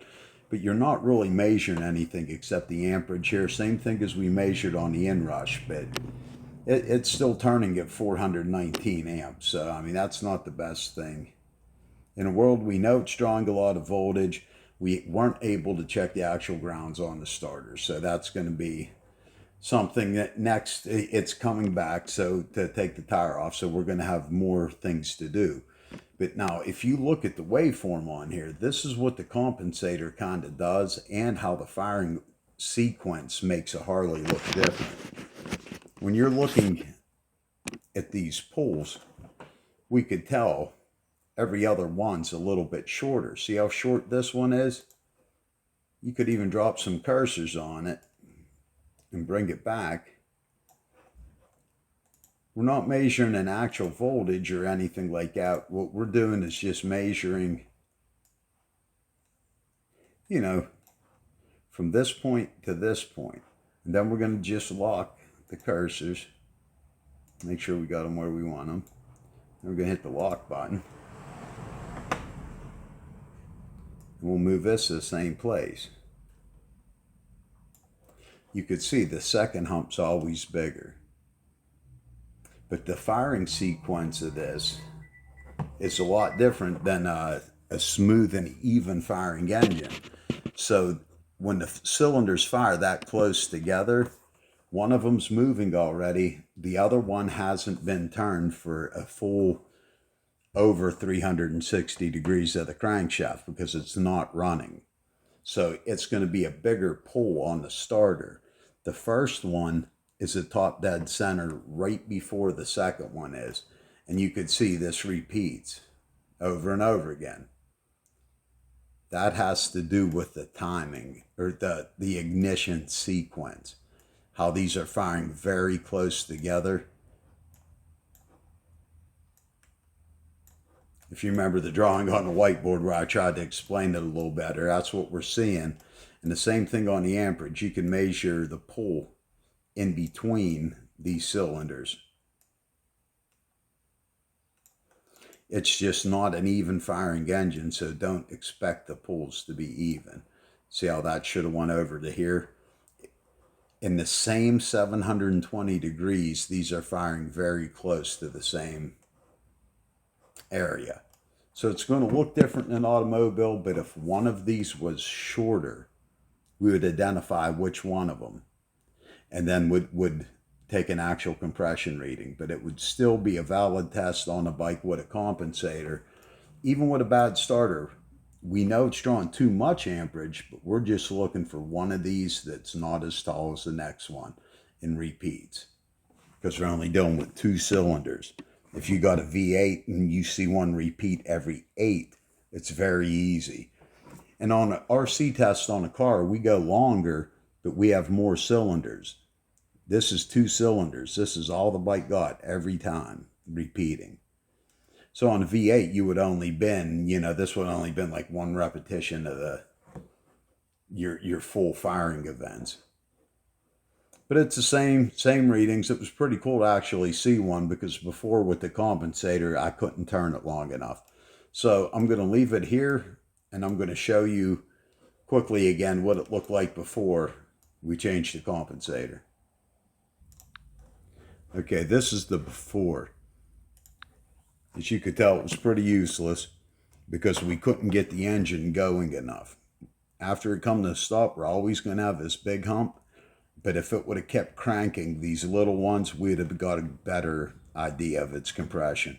But it's the same thing. If you notice, here I'm going to go back to the other drawing just because it's a little bit easier to describe. Okay, back over to this one.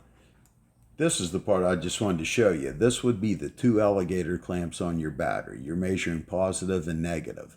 And this is how many volts are going to come out of your battery, how far down it's going to dip.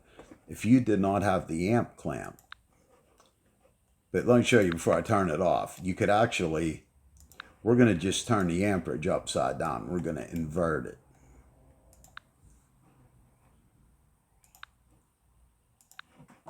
And you see, as you drag that up, you're getting the same pattern. This is going to be a little bit different because this is how many amps are being drawn, that you could see the pattern is the same. So if you don't have an amp clamp, you'd be looking at something like this.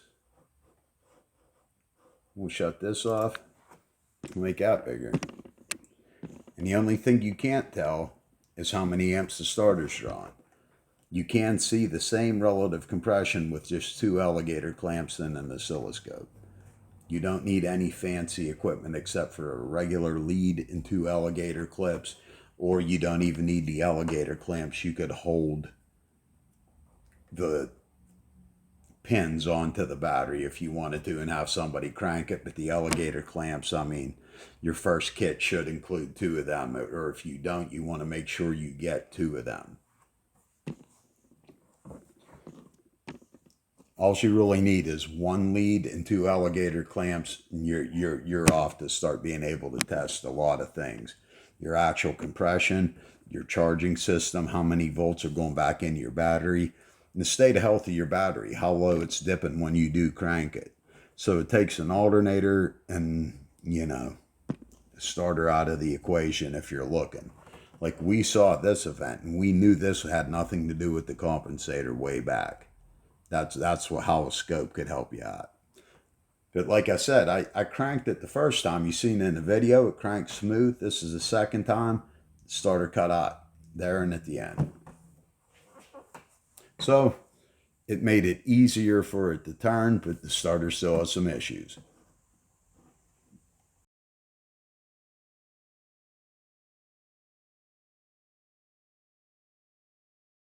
I'm going to try to do it in clear flood mode just for a little bit. I know the starter's probably going to make a little noise if I go too long.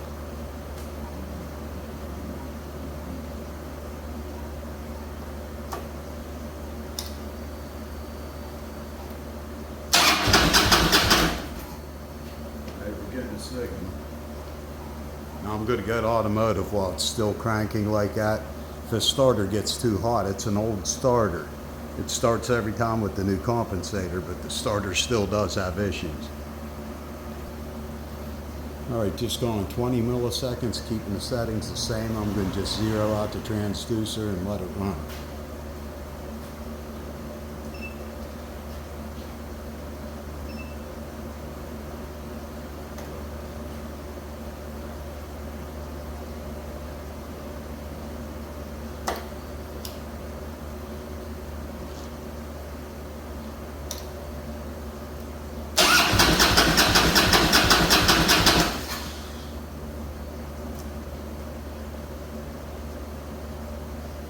All right, take a look, see if we captured anything. It's just the waveform of it would just be cranking what you just saw. Now we could again go, we could put the phase rulers on to check this. Let me get the ignition out of the way. Now see, the ignition is a little bit hard to check with it cranking with the towers leaning like that. You can see from afar they look more straight, but whenever you get in there, you could still see this side's leaning. So, you know, it's pretty close on some of them, but you usually do this whenever you crank it and run it. And again, it's the same thing. You'd put a straight line down the middle. I mean, move till we get right there. And see, the ignition is coming after the straight line. That's one thing I was not able to resolve. But cranking like this, and with the tower leaning like you see here, I think maybe this tip running, it comes down. It's just the firing order, or the firing sequence that we're dealing with here. Because if you look at the amount of time to top dead center and the amount of time from top dead center on, you could see this is getting rid of all of the compression very fast. Like if you wanted to measure, I mean, it's cool just checking things out, even if there's nothing wrong with the bike. We're just trying to make some sense. All the pressure that this built, it released all of it. We're going to lock these here. 58 milliseconds, it released all of its pressure.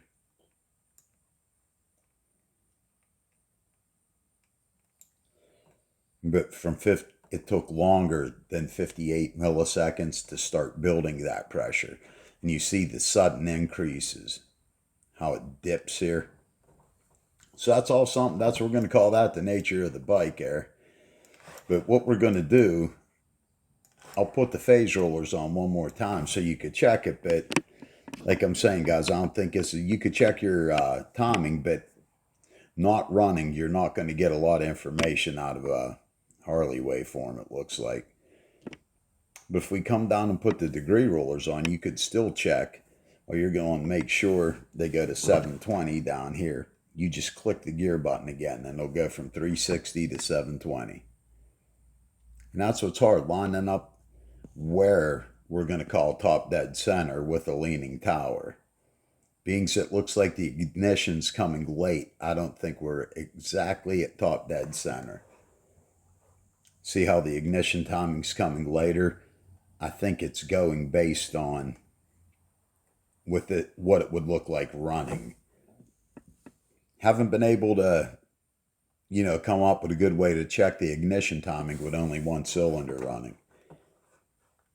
But you could still check, like the 180 mark, going off of a normal automotive waveform. This wouldn't look right. This looks like the exhaust valve opening after this pocket. As Bernie Thompson keeps saying, you look for a change, and that's where you mark it. And you could tell how far it would be away. You're only allowed, I think it was the most like 50, 60 degrees, and we're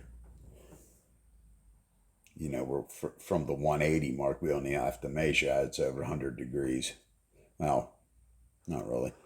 Let's just take a measurement, being as we can. I mean, being as we have an oscilloscope, it's kind of,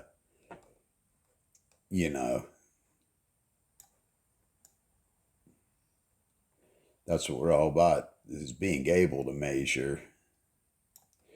So you may as well. As soon as we see this change, this is normally an exhaust pocket, but the motor's not running now. But if you see where this starts coming up, from its lowest point, it's starting to come up at about 116 degrees. So we're over 60, about 64 advanced, or before the 180 mark. That's getting closer. If 50 to 60 is the spec for automotive engine being drug along by at least 3 more cylinders, and the timing of a high performance cam, this is all things I wasn't able to get to the bottom to, but you're able to get a measurement. If you're going to have a severe problem, this is on a good running bike. You see over here, after the 360, see how this exhaust, when it's open, it's making these waves. Now the only thing you're going to be able to zero in on that change is try to make it as straight up as possible.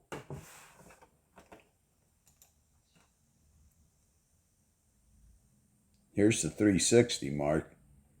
And we do see a definite change after that. Now you could take all your other measurements of every valve opening, but it's right now going by a standard automotive waveform. This leaning tower is going to keep you from saying this engine's good just by using the pressure analysis alone. But it's still pretty cool. It's good practice. And in the future, even though these aren't a standard waveform that we're used to reading, this is a Harley-Davidson waveform. If I know this bike was running good, I could compare it with a bike that's not running good, and I'll still be able to say, hey, you know, I could see movement somewhere where it wasn't here, and be able to peg down things a little bit more. Maybe find a burnt valve quick that way, bad rings. I mean, you're going to find a compression loss, and you're going to be able to take other measurements. And it really makes this thing worthwhile because you're looking at your first pump here. You could see how much compression you had compared to the other cylinder. That's what you're usually doing whenever you take this. You're comparing it with however many other cylinders you got. Before with the gauge, we were around 175. We were like 182 on the first pump. We're not letting it start, so these compression towers are staying high. And cranking, it's 180 foot-pounds per pump.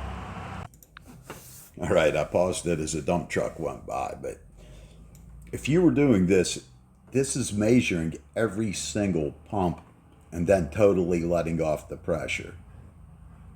So every single pump should be blowing the same compression.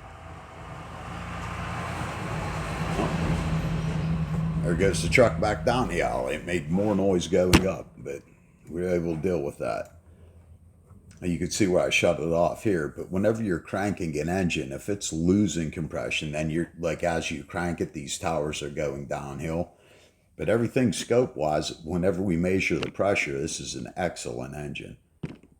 I mean, 180 foot-pounds with a transducer on a gauge, that would have just kept building. So that's pretty good. I'll move on to the running part. Okay, guys, here we go.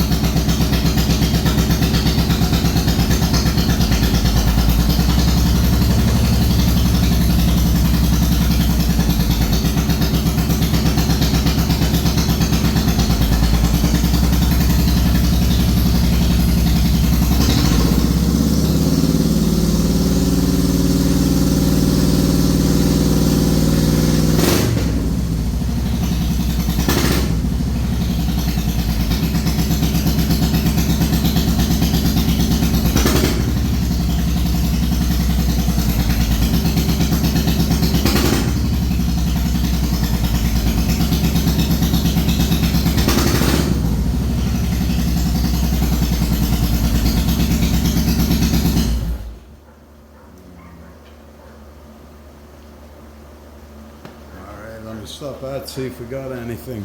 It looks like we got a lot in the bottom and the buffer, so that's good. This is not much changed on the pressure running. The compensator didn't do much for that, but still, again, I'm in here. You may as well get something that you're going to consider a known good, because like I said, I have nothing to go off of, so I'm saving these files for the next time that I need it. What I'm going to actually do is I'm going to make channel 2 much bigger and then shrink it down.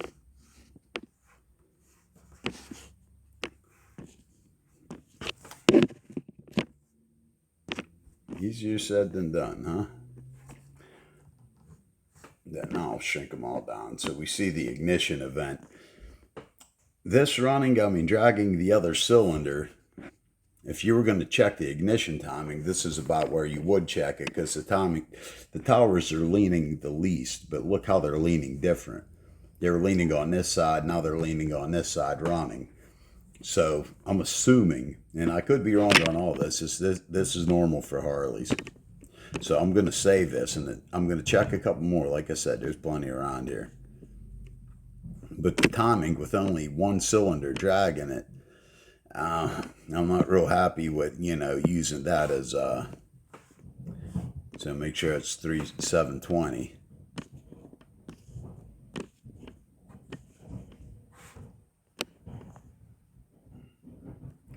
Move it over to the compression peaks.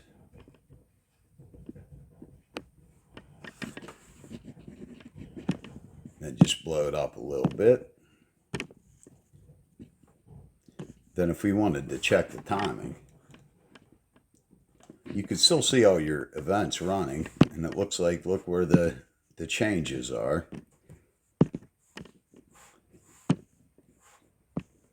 Here's over here with the intake valve where it overlaps and then opens the whole way, and then where it closes and drives the pressure up.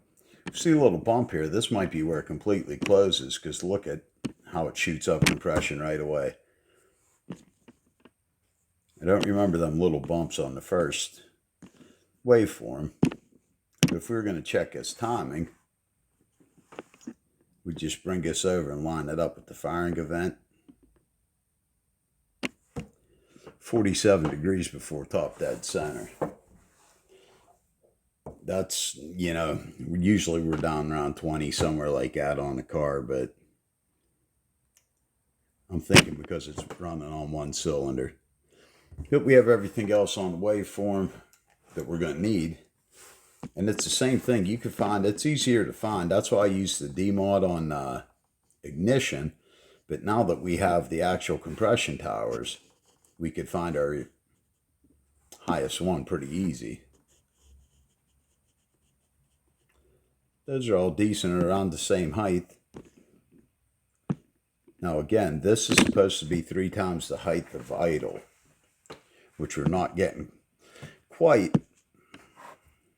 This isn't exactly idle here before the snap. But you're still seeing, the vacuum pockets disappearing. That's great.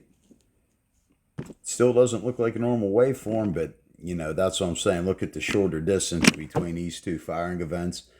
This is the only thing keeping it going. So you could see the engine had velocity here. It built the pressure very fast, but I think it slowed it down, because look how the tower leans this way. And then we have the only firing event right here. That's the only thing turning the whole motor. So I think it's just out of go. It's out of power turning. So whenever this comes, it's speeding the crank up and making this waveform look very weird, because remember, this one is not, this guy right here, he's not doing anything. He's going into a spark tester. This is the other cylinder. So we're getting, the crank slowing down, definitely. Whenever we crank it, without letting it run, there's no firing event, and the tower leans this way. So whenever it's running and just this cylinder's pumping it, makes it look like that.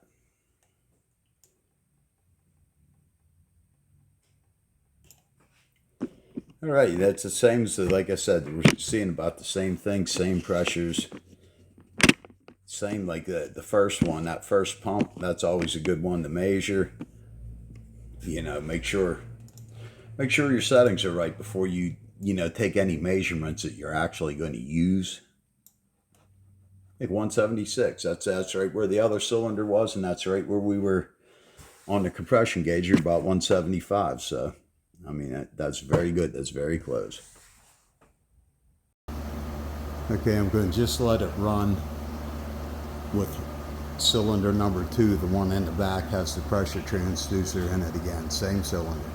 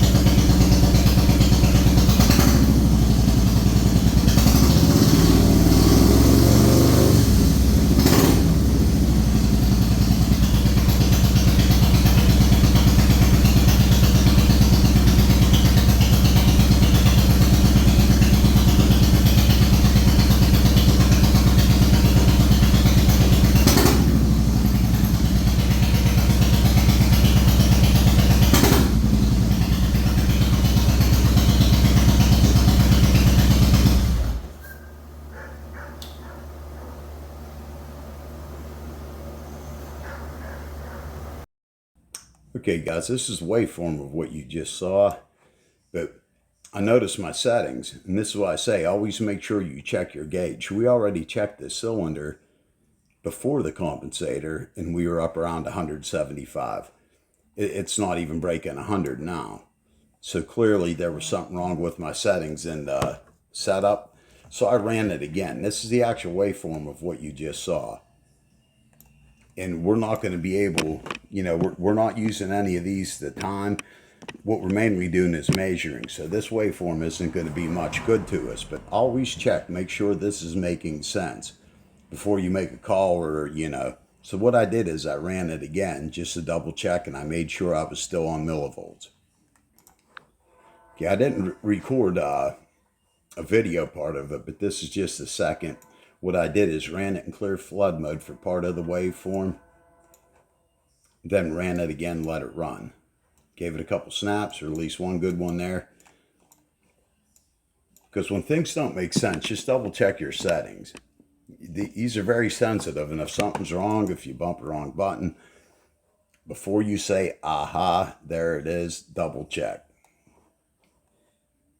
Okay, so we see the towers leaning to the left like we did on the other one, but now the compression's making more sense.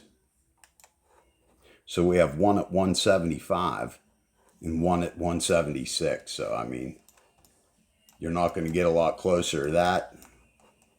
That was just another pump, and this is the idle. And I can't remember how hard I snapped it. Usually with one cylinder, you don't give it a whole twist. You're just trying to give it a rev. But running, you can see that'd be 58 foot-pounds, or PSI. There's your snap. Now, when this engine's running right, we would expect 3 times this on our snap. But you could tell this is a rounded snap. There's not a spike. I didn't twist it like, you know, the whole way. That's what you want to get. And it should be 3 times your idle. But you could still see all the classic things, the vacuum pocket disappearing on the hardest snap. That's what we want to see. The timing, and again, guys, I mean, that's something I'm still, you know, jury's still out on what to make of that. But at least I got where when it's running all right is. But it looks just about the same as before the compensator, but it's just good practice. Check them both again. Before the compensator, I only checked the compression or the actual compression and had the transducer in cylinder number 2. So cylinder number 1 was, 176 PSI. Cylinder number 2, 175. That's as close as you're going to get. Actually, I don't think I ever seen any that close, even on a new engine. So that, 1 PSI. That's all right with me. Hey guys, hope you enjoyed that. I'm going to wrap it up. I have a couple more images from the Mixig. It was pretty cool. It's hard to record in a way like you had to share, but I'm figuring it out. I mean, it's a really good scope to use, especially whenever you're like fishing in the dark like that. If you're on 2 signals, like with a 2-channel scope, you don't have like an extra channel just to throw out a pulse sensor or 2. You could go intake and exhaust with 2 pulses, then have an ignition timing and a pressure. So, so you have 4 channels. You could tell if you're losing compression, maybe where it's going with the pulse sensors. But if you got 2 channels, I mean, that's more than enough to get a good pressure analysis, get the ignition timing. And then you could do 1 in the pulse sensor and 1 in, current loop, something like that. And I mean, there's always something to do with it. But I learned a lot doing this. I learned a lot about Harleys while I was doing this, actually. That rest stroke is just something that, I never even considered or never even heard of. These things run choppy. They make weird sounds. They don't sound like, a Yamaha or an inline. And now we know the reason why. It's whenever you have opposing cylinders, or I mean, not opposing, like firing different like each other, but if you have them at a different degree where one's helping the other one out, the engine starts easier. That's why with these 2 cylinders firing that close together, that's why the second compression hump on an RC test is the same or bigger than the first one. You know, you wouldn't have that on a 90 or a 180 or a 270. Well, 270, you're starting to get, you know, back towards, you know, an uneven choppiness, but, you know, on an optimum one. Now, there's a couple other 2-cylinders around here. Logan across the alley, he just got a quad. Now, that's not going to be a 45-degree twin. I'm pretty sure it's a twin. It might be a single, but we're going to make sure it's a pretty big one. If it's a 2-cylinder, you know, anything like that, just, you know, that's all I need to think about putting a transducer or something. It's something that it don't belong in or something that's different. Something that's a little bit weird. That's why I had the weed whacker waveform. I mean, it was a 4-stroke, so in it went. You know, that's what's cool, because you're still getting the same waveform. You could still break it down. You could still look at it. I mean, we've seen a vacuum pocket build on that 1-cylinder, just me pulling it. So I mean, there's a lot of cool things you could do, even if you don't have a car or bike. If you have a lawnmower, there's a lot you can learn with an oscilloscope. Basically, learning how to use an oscilloscope. You're going to get all that out of the way on a lawnmower. I mean, believe me. But whenever you do anything like this and you don't find anything that's online that's helpful, like you can't find a known good, you can't find, you know, what this is supposed to look like, that doesn't matter. You got to scope it, record, take the waveforms, break them down later, keep picking at it, don't make sense. And I don't know if I'm right or wrong on that one, guys, but I think just the way this thing fires 2 cylinders very close together, and whenever you have a transducer in one, it just pushed one to top dead center. Yeah, it just pushed one up, and then now it's pushing another one up. So naturally, it's going to slow down. So logically thinking, I think that's what's going on with it, but you still learn a lot of things as you go. The ignition timing, not so much. It's hard, like, you know, thinking like an engine computer. If you just lost half your power, how far are you going to advance the other half? Like in a V8, if you just lost one bank and you're down to 4 cylinders, how far is the computer going to advance the timing to keep the engine running? You know, I don't know. So I'm not going to take that timing as valid. I'd rather do cam crank correlation to get the timing, or just go right into the ECU. But we know a lot of times ECUs lie. And if I didn't mention before, I did talk to Cory. He did not have the computer reflashed. He had the guy installed a tuner.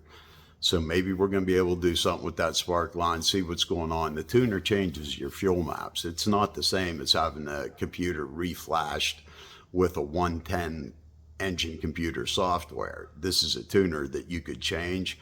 It's a cell phone app. The guy put it on, has notes on his cell phone. We're going to put it on the Cory, so maybe we could take a look at these fuel maps. But all the information I could find, guys, I mean, there's hardly anything out there, but it is 1 to 2 milliseconds as a general rule, even for a Harley-Davidson. For anything with a spark plug, you shouldn't be firing, you know, the third of a millisecond. That there's definitely, it could use, I think, more fuel there. But I haven't gotten on a crank sensor yet. There's a couple things we haven't done yet. But he's coming back for a tire this weekend, so I could do a little more testing. The spike's always available, and like I said, there's a couple more around here that I'd really like to get into testing. When he brings it back, I'm going to get on the crank signal. That's one thing I'm going to need, especially if we're like trying to prove this is slowing down as a result of the firing sequence. A crank sensor is going to let us use the math channel to actually measure the speed of the crank sensor. It's kind of hard with just compression tires because it's just laying them out over time. And whenever we look at that, that looks very weird. But with a crank sensor and a cam sensor, we could tell when the crank is slowing down. Like if you turn the math channel on, sometimes you could see it without the math channel. I mean, you zoom out, but with the math channel, it's going to give you the actual frequency that it's seeing the crank signal. So it should be slowing down at a certain part. That's my idea anyway, but that's the next step, because you're always going to have to get on the crank sensor for something, especially to confirm timing, like mechanical timing with the cams. Getting the cam signal and the crank signal, we're going to see if we could do that. There's a lot more testing. I mean, it's just starting, guys. I mean, with $100 scope, you could do so much You know, the mix sig, it's under 300 for 4 channels, but on a bike, I think you're safe with 2. Playing with 4 was pretty fun. I mean, you know, two extra channels is never a bad thing. But I'm going to put it together. It's just like a jumble at the end of this, just what I had left, some of the mix sig. And like I say, I got to figure it out, the decent way to record with the mix sig. Now that I'm starting to get a little, know what I want to see when I'm editing, I'm going to make out a lot better with the mix sig. That thing is pretty fun to watch live, and it's a cool scope to play with. The only thing goes, I can't save the waveform and pull it back up. That's all. But I mean, using that thing live, that thing's like a pit boss. It's, you know, it's done everything I asked it to do, put it that way. But all right, guys, thanks a lot for watching. It's going to be a lot of videos coming with the scope and just nuts and bolts on the cars and bikes. There's a lot of bikes around here. I mean, especially as you get older, the bikes are easier to work on. You know, you jack them up and you sit in an office chair and you pretty much do all your work. You know, easy living. All right, guys, thanks a lot for watching. Adios.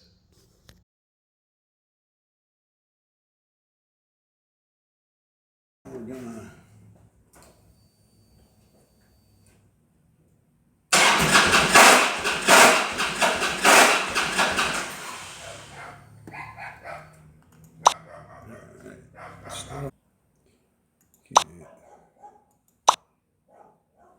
see the current, the green one, it's looking the same as it did on Hscope.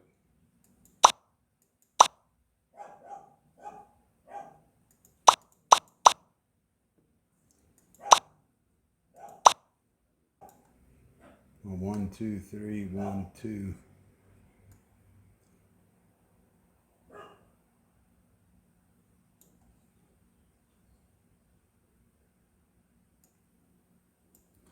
Something's amiss.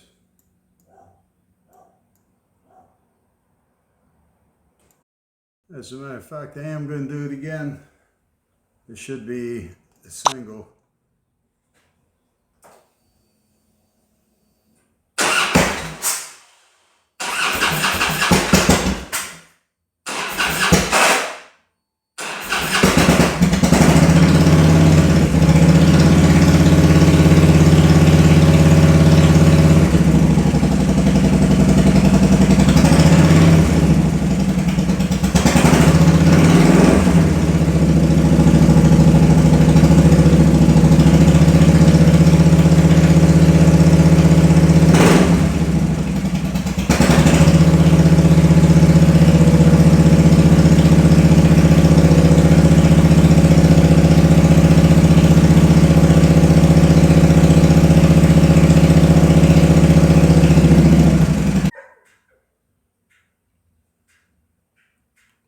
But we see when it's running,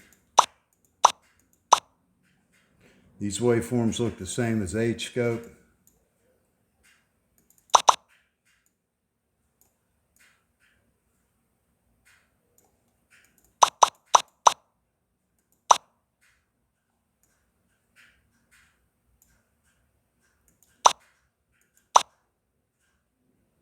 There's still an exhaust pulse.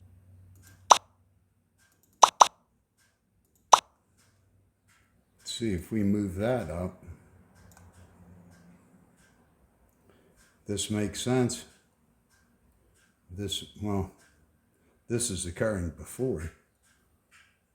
The exhaust valve's open in here. So you could imagine a delay. This would go with that. This would go with that. This would go with that. It's the result of this event. Like the ignition here, can move that up. Running the ignition is before top dead center. Now we're firing into a spark tester, so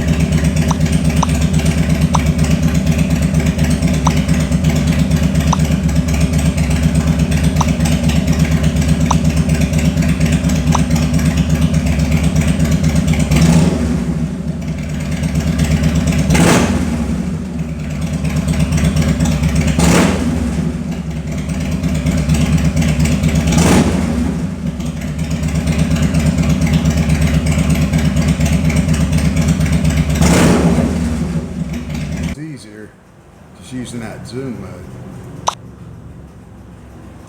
Gives you a lot more. You could go to anywhere in the waveforms and still zoom in on the bottom.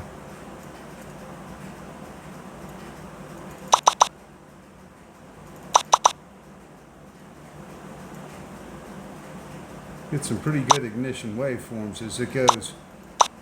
Again, if I'd recorded it at this height, but I wasn't catching the top. So I backed it down one, and this is the resolution we took it at.